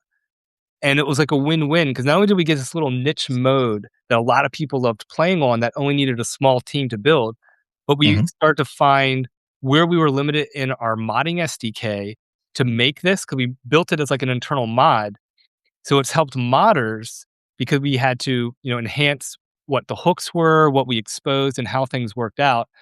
Um, and so that was I think that was great. It was near the end, it was the last anything more well, I won't say anything after that. That was just my favorite was Expansion 2, Civilization 6. That's probably the one of the most fun that I had, working on a game, professionally in my Which civ 18 years at Firaxis. which civ leader is the one that like you would like to be in charge of the world? I don't Small know because question. I feel like I play scientific. So, like if it was like a Benjamin Franklin, Mhm. um, That's interesting. Yeah. would be a good one. I mean, I'm military if I have to, but when I played Civ 3 was the one that I got addicted to playing, and I always would try to push for the science victory. I felt like that was, it's fun to see the rocket take off and make it there. How about you, Brian? What You leader, would like- Civ leader, would you want? Hmm.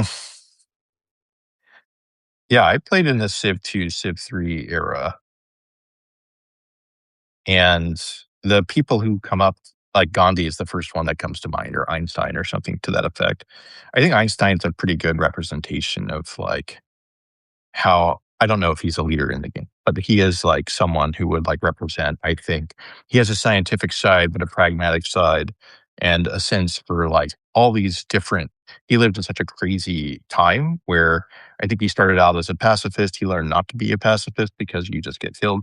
Um, it's not a good strategy. And so I certainly like learned a ton from studying his books or books about him. I think but Gandhi's the other one that strikes me.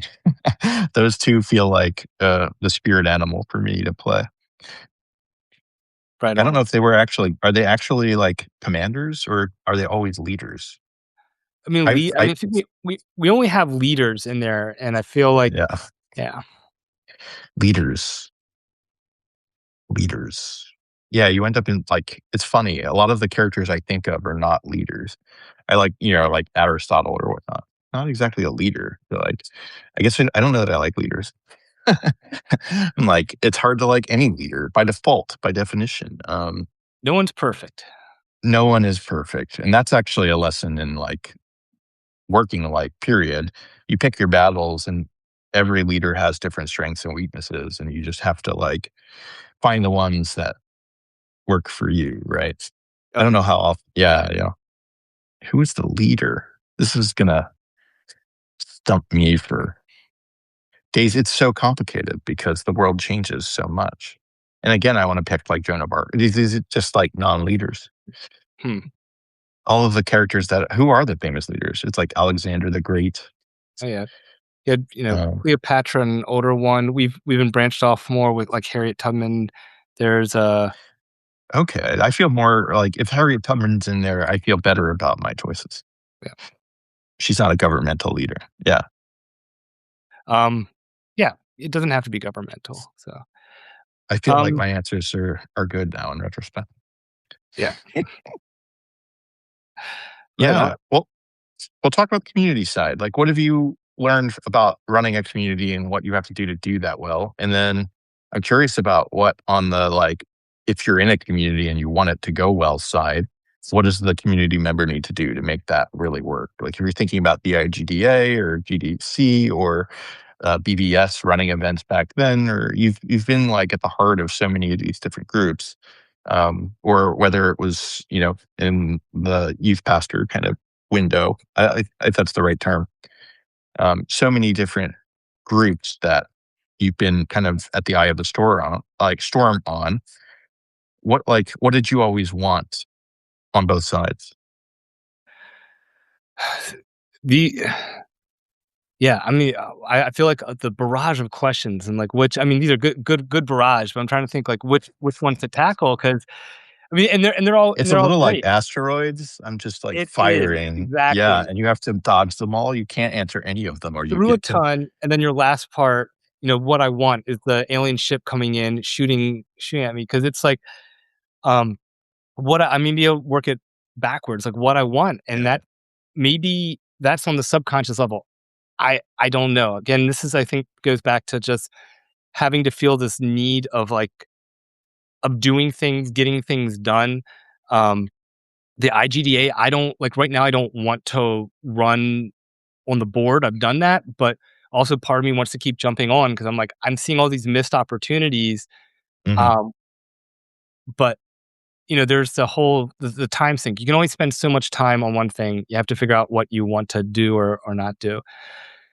Um So don't know what I wanna get out of it. How I make it effective, I feel like patience is the key, and this is something I'm still learning because all these are volunteer organizations, and so tapping into something that is like-minded, something that everyone believes into, that whole, um something greater that everyone believes in, and, I don't know if I don't think I do anything special on that. I think I'm just very enthusiastic, if something's exciting, um, back to the laser tagger rave days. If we're going to a rave and I'm outside and I can hear the "oot, oot, oot, oot," coming from inside. I'm like, let's get inside. Come on. I just can't wait to go and be a part of that. And I feel like, if you have a leader who is genuinely at their core excited about something, be the mission of the organization or whatever's going on, that's infectious. That helps people who may feel the same way. That also will amplify, their own interests, their own energy for it. So I think that's what I bring the table. Like it is easy for me to get excited, and then it's that whole, if anything, with getting older, I feel like there's this whole play between having to like show, I don't know, that calm, responsible, adult in the room, and then also being that, you know, that kid who's like, "Yeah," and if anything, I'm trying to get more to that overexcited kid because I feel like I'm telling my son way too often to like, to calm down, don't wrestle, don't this or that. And I'm like, realize he's almost 8. He's not going to be like this forever. So I should really Mhm. embrace this. And I should let myself just, you know, get loose, be loose, a little bit more.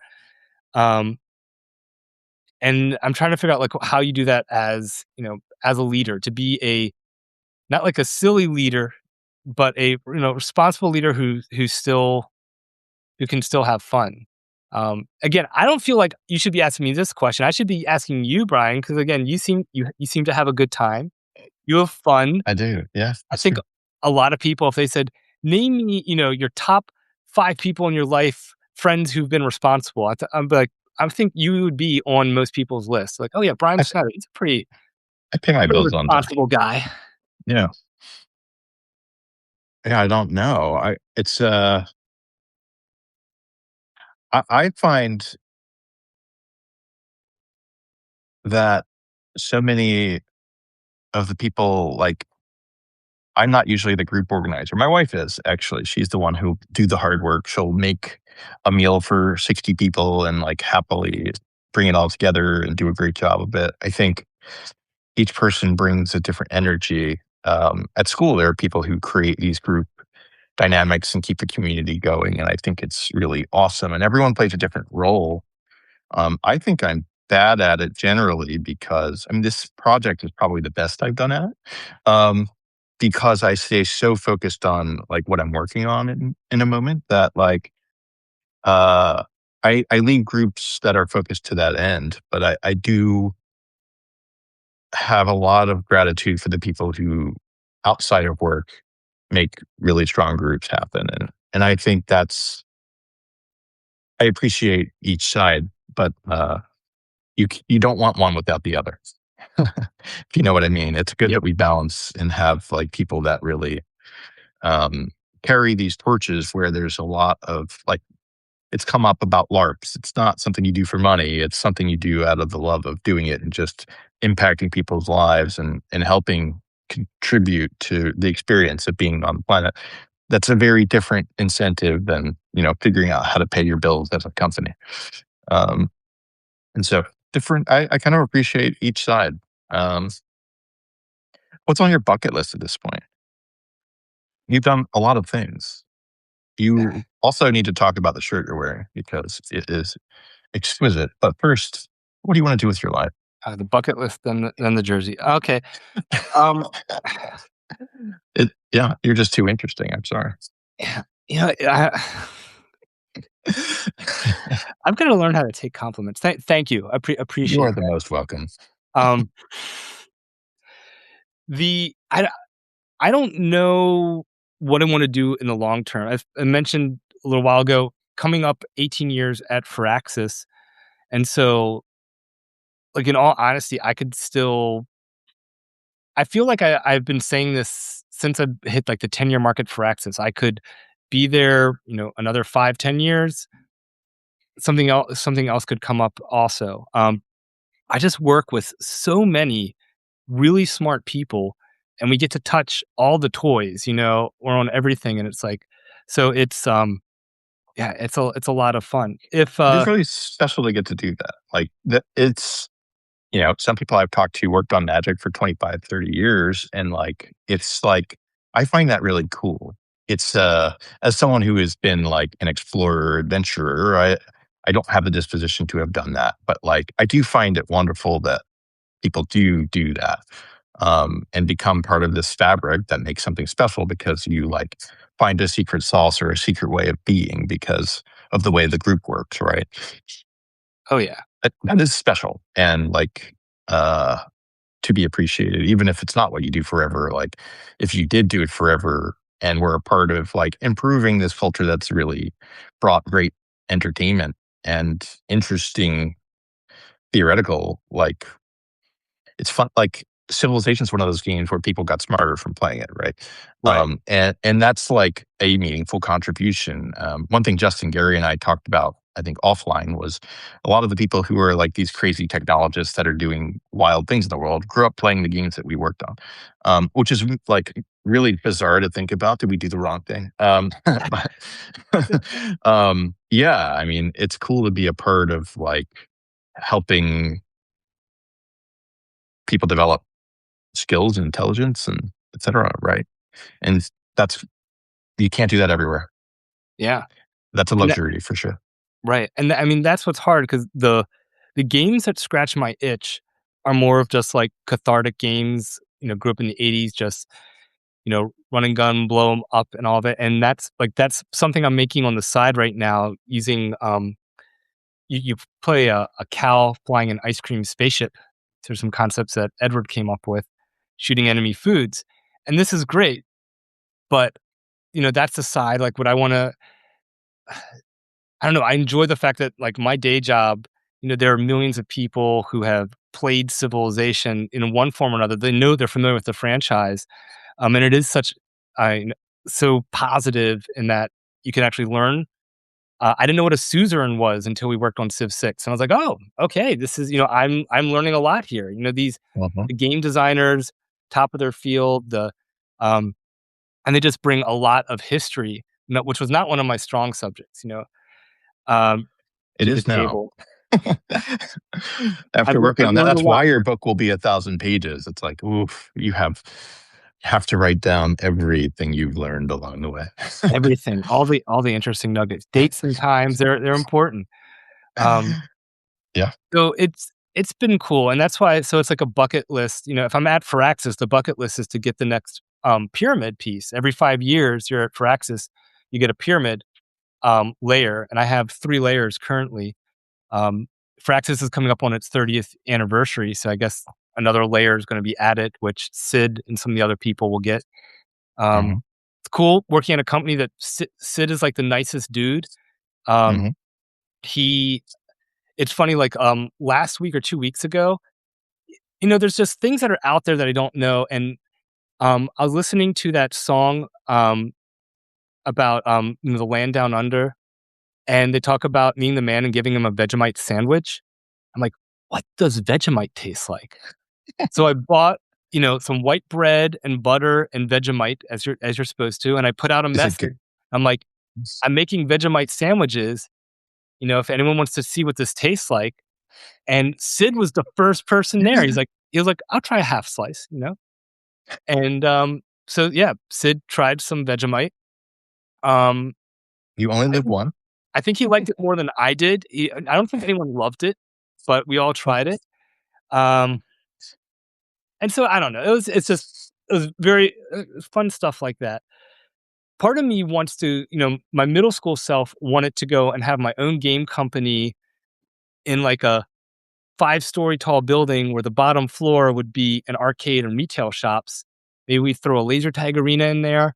Um, Ooh, yeah, you got me. so if there was if there was a way to do that, maybe that would top where I'm at on the bucket list. Mhm. It's not too late, but um, I mean, I don't want to go and get overly negative here. Part of me be like, what like oh, I almost feel like what is the point? Um, we're making Yeah. entertainment in one way or another. We're having fun. Um, and it's one of those things I keep thinking about. Like, does it matter if I'd work for myself, if I work for Axis or some other company? Because in the end, it's like we're making entertainment. We're hopefully making the world a better place by doing it. So anything else on my bucket list that's not philosophical is basically locations. It's I hit Seattle. I wish I'd been out there when you were at Wizards, but I went Yeah, yeah. years It's later to awesome. the first Starbucks just to do it. Well, Yeah. nothing special, but It's just a Starbucks, yeah. It doesn't even have seating really, right? no, not anymore. Yeah, Yeah, it's, disappointing if it's still fine, but, I have an important question to ask, Tronster. yeah, sure, If go we for it. if we brought in some of these people to do a LAN party, what game would you prefer that we play? Oh man, a LAN party. See, if it was like the one game ever, it would be Minecraft without a It's a giving great game. It's a great game, yeah. because it's like that is a forever game. If you get bored, Perfect. it Well, it's the thing is, it's a game that became a toy. Most time, Mhm. like, I did the Global Game Jam a few weeks ago, and I was trying to tell the team, "It's really easy for us to make a toy. It's hard to make a game, and then really hard to make a fun game." And we got the toy up and running, within a few hours. You're moving a little box around that became a car, but making the game loop, a win and a lose condition took a while. Whereas Minecraft, now it has a lose condition. You beat the Ender Dragon, you're done. You can even bring it back if you want, but no one plays, I think, just to get to the Ender Dragon and beat it. I mean, I guess you can, but the reason it gets Who all this cares? replay is because Yeah. you wanna make a giant tower or a castle or try a new redstone machine, all these different things. Now I have an even harder question. I'm gonna make add some nuance. So I've kind of spoken to like, I think if you did play Minecraft as a group, that would check the box. It's just an awesome game to play together. But you get 1,000 lives, 1,000 instances of Tronster in some sort of Tronster cloud. Like, how many of your lives do you dedicate to just playing Minecraft? Do you dedicate any, or how do you like partition or invest your time across 1,000 lifetimes? What would you do with so much life? Like, playing game if I had 1,000 lifetimes, man, this Yeah, they all have to be concurrent, and with the time that you've been alive. But you essentially your instance. How many? What do you do with your instances? see, I'm almost worried I feel like I get bored. So I'd wanna find stuff that I mean, in one of our old emails in the early aughts, I remember telling you like, "Hey, Brian, I found this game I started playing called The Sims. Don't play it. You're gonna get addicted to it." And I'd written how, like, I'm now playing it not to play the fantasy world, but now I played it long enough that I'm understanding where the numbers are, and I'm trying to play it Mhm. to, like, min-max the Sims. Um, that's my concern for any game is that eventually I'll play something enough that the fantasy goes away and I'm just Yeah. gonna start looking at the numbers, and then it becomes more like work, and that's where I'm like, I have to bounce off of this. Um, You might as so well it just automate it at that point, right? yeah. Just automate it, like figure out the algorithmic way that you can have like a bot play through the experience and then let the bot do it. Why would you waste your time? Yeah, I mean, That's you could actually, yeah, I delete all my games for this reason specifically. No one gets it. They're like, games are fun forever. It's like, actually, you should stop once you see the ending. You know what I mean? There's just so many games. What games are you playing now? Are there games that you really enjoy at this point? just because I'm working on, this side-scrolling Desert Places, a throwback to the earlier game Desert Places I'd made back when. I'm playing a lot of side scrollers.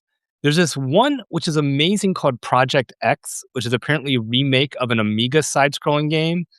Um, Mhm. part of me wish we didn't have any Amiga friends. I mean, I didn't. Did you have any? And No, I didn't even have Commodore friends. Like, it was like Atari to Nintendo and computer, but, yeah, someone yesterday mentioned Commodore, and I was like, "You're not real." I had a Commodore friend, but not an Amiga friend, and I Yeah. wish I had just so I could learn more about that whole world. I know, because got into the demo scene on the PC and all that, but I didn't really understand where what part of the foundation of that being in the whole Amiga space. Um, and again, I've gone off track. Start talking computers. Was there ever an on track? No, I'm just kidding. I think that it's funny to see where the conversation graduated to based on where we started, because as kids, like, I mean, we had no idea what was gonna come of our lives, but, uh, certainly, like, journeys that, I couldn't have foreseen, like, when we meet at, like, 15 or 16, pretty wild to see how it's all worked out. Yeah, I hear that. But I guess Yeah. it had gone back to like I know, or taking them one step back to then I guess the game question. I don't know why I really went deep into the Amiga aspect of Project X, but fun game to get. I could recommend probably a few different side-scrolling games that are out there. There's one called Hazelnut Hex, which Okay. was like one guy who was an artist, and I think he did all the programming, all the art for it, and then just trying to find some of the ones that are playing a little Slay the Spire because I'm trying to figure out right. It's a great game. The hardest part. It's so funny when you're early on a game, and it's like I want to make a game. You're shooting stuff, you get points, but then trying to find out the other mechanics and because Slay the Spire and some of these games, have that repeat mechanic, the meta mechanic. And right now we're looking at like, can we do that with a side-scrolling shooter? Um, Earlier this year, I tried a mechanic of like, I've got an idea that no one has done inside of a side-scrolling shooter, and that's like you only have one life, but you get hit, and then time will reverse, and then you can go Oh, forward. that's cool. And so I spent like 6 months working on this mechanic, got it mostly in, went to MagFest, and then there was a game there, and it was called Chronos something. The whole game was basically that time mechanic, and they did it Yeah. better than I had. I mean, granted, they'd been working on it longer. It was bullet hell. And just a week before MagFest, I was like, this mechanic is not as fun as I think it is. And I'm so happy I pulled it out because if not, and I saw that game, I would not know, am I pulling this out because I saw someone else do it, or did I pull it out because I thought it was a poor decision? Hmm. I don't know if you ever had moments like that when you were making Magic. Like, did you see another game or mechanic in a card and then think like, do you question where, like, when you decide to add something or remove something when you were making Magic cards, or it could be video games today? But I know Hmm. that this whole podcast is about Magic. Oh no, Um, it's actually about all these things that all we're these talking things. about. Yeah. Do you question where that comes from? Do you ever feel like I'm taking too much of this mechanic from another game or from someone else, or all is fair in love and war because it's now you're using it in a different arena in a different paradigm? It didn't How do you apply think about much that? then. It didn't apply much then. There weren't that many other card games. I think a lot of them had just been beaten out by Magic pretty early on. I think, other companies start showing up and trying to do really competitive games, which led to really complicated gameplay that we didn't really want to emulate. So we didn't really get that excited about what other people were doing at the time because they were going even further down a well that like many of us weren't that excited about. Some people really liked the tournament side. Some of us, I was more on the like creative side and wanted it to be more of an expression tool. So there weren't a lot of games to really borrow from. Like you have like StarCraft, EverQuest, WoW shows up, but card games weren't that big then. Hearthstone shows up later and obviously makes a big impact. I don't think you should reinvent the wheel if like the wheel is like the right solution for a problem. I don't think you should be that picky about it, but um, taste and what you're really trying to accomplish dictate like the tools you're going to use. Like I would prefer to make novel and interesting things by nature, but you don't want to create more work than is necessary because oftentimes solutions that we are all familiar with are there for a reason, right? So uh, it kind of depends, right? You have Dream Quest show up, Dominion show up, and then a bunch of other games use those mechanics to make other interesting games. Like they're both good, right? Why not? Like we should evolve as a species. We should allow evolutions as like, oh, those are good, even though from a commercial sense and even from a 90s, like how we thought about the world sense, like I definitely felt like every product should be new and novel and stand on its own. And that was just a cultural bias of the time. You didn't want to see anyone steal from anyone else. The musical scene was incredibly diverse. Um, but at the same time, it's okay for evolutions to happen in spheres, any sphere, really, right? In fact, probably should be encouraged. There are different ways of thinking about it, right? One thing I've been thinking about the last couple of days is Nash's equilibrium, where because everything is free or pushing towards free, that eliminates a lot of categories of products that are good to exist that aren't free, or creates a pressure that's not healthy. And so you wonder if free plus ads is just a place where humans aren't supposed to go. It's because it ends up creating cultural wars that aren't worth it. From a power or generating power perspective, they end up being the most powerful way to play in the game, but they don't lead to products that we actually get the most utility out of. And so we have to figure out as a society, like how we want those rules to be set up, right? That's if we're at like cutthroat competition and we're afraid of China or whomever, that's going to create this behavior where we create an even more um, aggressive capitalistic market where you'll see less of the types of products that are good for people and more that are predatory to survive and try to maintain power. Anyway, I don't know if that's too dark, but that's how I see it. No, I mean, it's hard. I mean, you talk to free plus ads. I mean, this is something as a parent I'm trying to think about with my son, and because he is off tomorrow going over to my mom's house, and she's like, Are these games okay for him?" And I'm Oh, trying to get him no. away from any game that's free Yeah. because of the ads that are in there, and even if the ads are other games, it's the behavior isn't great, and we're pretty strict on iPad. It's like we go to a store, he does not have an iPad, and actually, I shouldn't say that. There are a lot of people I know watching. Maybe parents have different ways, but we've tried, growing up on computers, tried not keeping the iPad in his hand. So when it is in there, it's precious time. But I think even that little time he has, and he's playing some of these games, it's like I'd much rather pay 10, 15, $20 for a premium iPad game without the ads on there, just Yeah. because I feel like it's gonna be that entertainment is gonna be more fulfilling. It's like, it's the whole fast food versus, you know, making a burger at home. Both are gonna feed you, but I feel like the free with ads is more like fast food, and we wanna Yeah. have something more substantial. Which is tricky Yeah. being on the other side of the coin in entertainment, because it's like, well, you can't charge because people don't wanna buy it, and it's Exactly. The a Nash dilemma. equilibrium. Yeah, for sure. I mean, do we want that or pressure or not? I can understand why it's like very powerful, but it leads to products that we don't really benefit from as much. Really weird. Hmm, what's left, Tronster?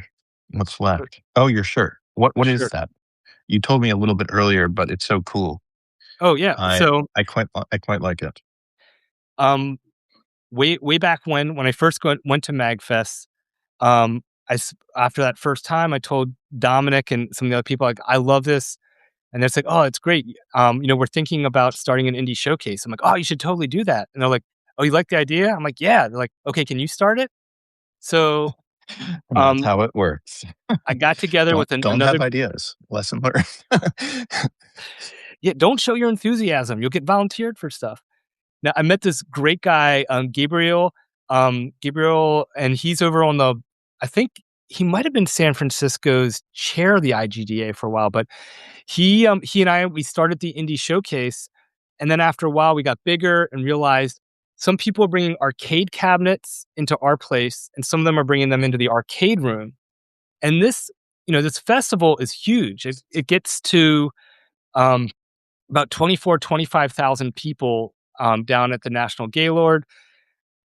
And so we're trying to organize the different sections. And I said, we should just have a section just for indie arcades because they don't really fit in with the other people selling Steam games and all. And they're not classic arcade games. Mhm. And found this, a guy who had brought some cabinets, Mark Klebeck, who runs Wonderville up in New York, which is an awesome place. Anyone in New York should check out Wonderville Mhm. because it's all indie arcade cabinets. They do have Killer Queen, which is an indie-ish sort of game, but they have even more indie to the second to the third power games up there. And there's some of the coolest video games that you have. And he built up the indie arcade until it got to the point where he had to bring in other people, or I said bring in, but like pass the baton. And a guy came in, Socks, who out of Pittsburgh, and he's been building it up. And he said, like, "Do you know what we should do? We should go and make some sweet jerseys for the indie arcade, and we can wear them around there." And it's like, "Oh yeah, I definitely want to grab one of those." So what I have here, this is my indie. It's an A and an I on the Oh, jersey. If I yeah. turn around, it's got my name on it. I don't know. Boom. Tronster, yeah. And it's 321. like, I don't really wear it except at MagFest, but I figured for this talk, it's like, what do I do? Do I wear a button down? Do I wear a GDC shirt? Do I wear, whatever? And I'm like, this, I feel like this is really comfortable, kind of like a sweatshirt. Um, Pseudo business. I mean, it's, business at least on the indie level. It's industry, yeah. You're representing a certain ethos with that shirt. Exactly. And so I'm just thankful they did that. I went this year, and apparently word got out that they made hats too. I didn't get on the hat train, but that's okay. The jersey, I think that's more than enough. I'm afraid to end this without asking if you have any other ridiculous photos. But at the same time, I might. you don't have to. No emails from 1996 Yeah, need no to be emails. Well, displayed. That's awkward. Yeah.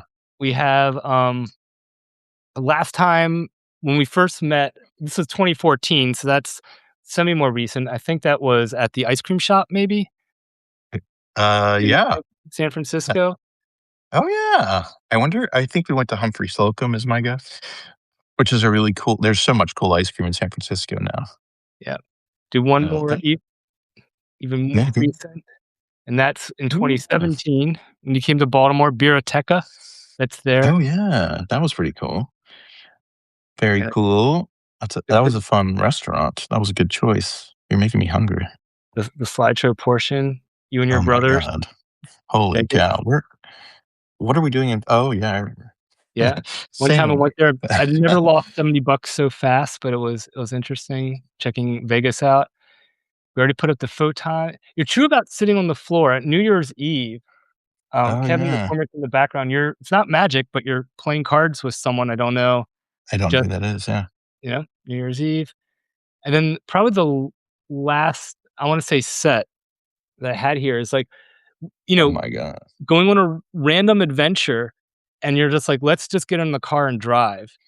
And so we did, and here we are in a hotel room somewhere, Where did and we go? I don't we I we went past Frederick. We didn't go that long. We went like an hour and a half, and we passed a place. We saw a laser tag place. So sure enough, Oh we went yeah. into this laser tag place in Frederick, Holy and cow. it was called Laser Storm, I think.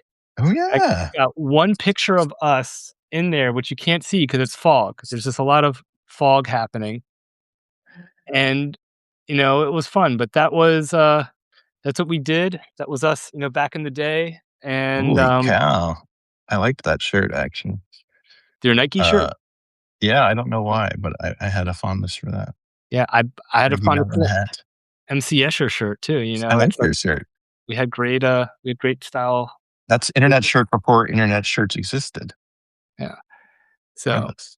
yeah, I don't know how detailed we should describe it, probably not, because anyone who's not watching the feed and just listening to this is like, "What Oh the yeah. heck are they're doing?" But just looking, this was the I mean, advantage of me taking pictures everywhere before iPhones were out, came in when you're useful. ready for it, your Substack is going to be the best. Like, you have, like I mean, I don't even know how much storage you have invested in these things, but, like, my god, you could have an awesome reflections Substack someday. That's all I'm Hopefully, saying.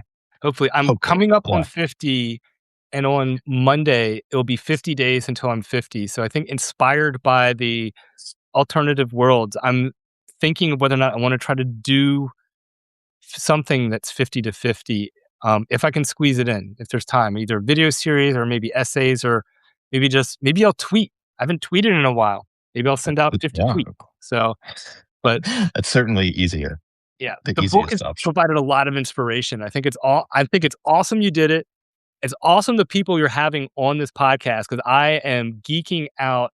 I love, just hearing the stories, some refreshers from stuff in the book. And if anything, I should read the book a second time because I just read through it super fast, just absorbed it all, and I realized like there's some stuff in there that needs to sink in, particularly the stuff about Mark. Gotta reread that section. Oh, yeah. I did ask Mark if he wants to come on. I think he does, but he's busy right now. He just got married. Mark was a Pro Tour player who actually he made the top 4 in a team Pro Tour, so he was, like, good, and really solid. And then he's worked in like supply chain management for games his entire career at Huh. like one of the bigger distributors. So he was always games interested in games first, kind of differently from us, more on the business side, and so he's lived that life.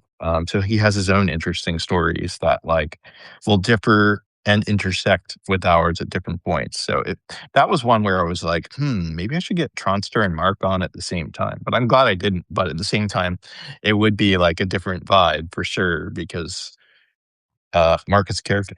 He is, yeah, and I think it's worked No, out yeah, well. When you scheduled this, I'm like, "How the heck are we gonna talk about stuff for 2 hours?" I realized there's probably another 2 hours of stuff I could go off on the side, but this was good. it This was a is. nice good time box to for this. Yeah, it is weird how like, it's quite fun to do this. It's almost every call has been long because of that. Um, but I will say thank you for being my friend all these years. And it has been really nice to see how your life has evolved, and how you've applied who you are to all these cool different scenarios. And you never know what Tronster will bring in the years ahead. You have no idea, but it will be like fun and delightful in any case. Feel the exact same way for you or about you, man. So thank you. I This has been a appreciate that. pleasure. All right. Thank you. And I'll see you in Baltimore. All right, man. Sounds good. Take it Cheers. easy. Bye. End of line.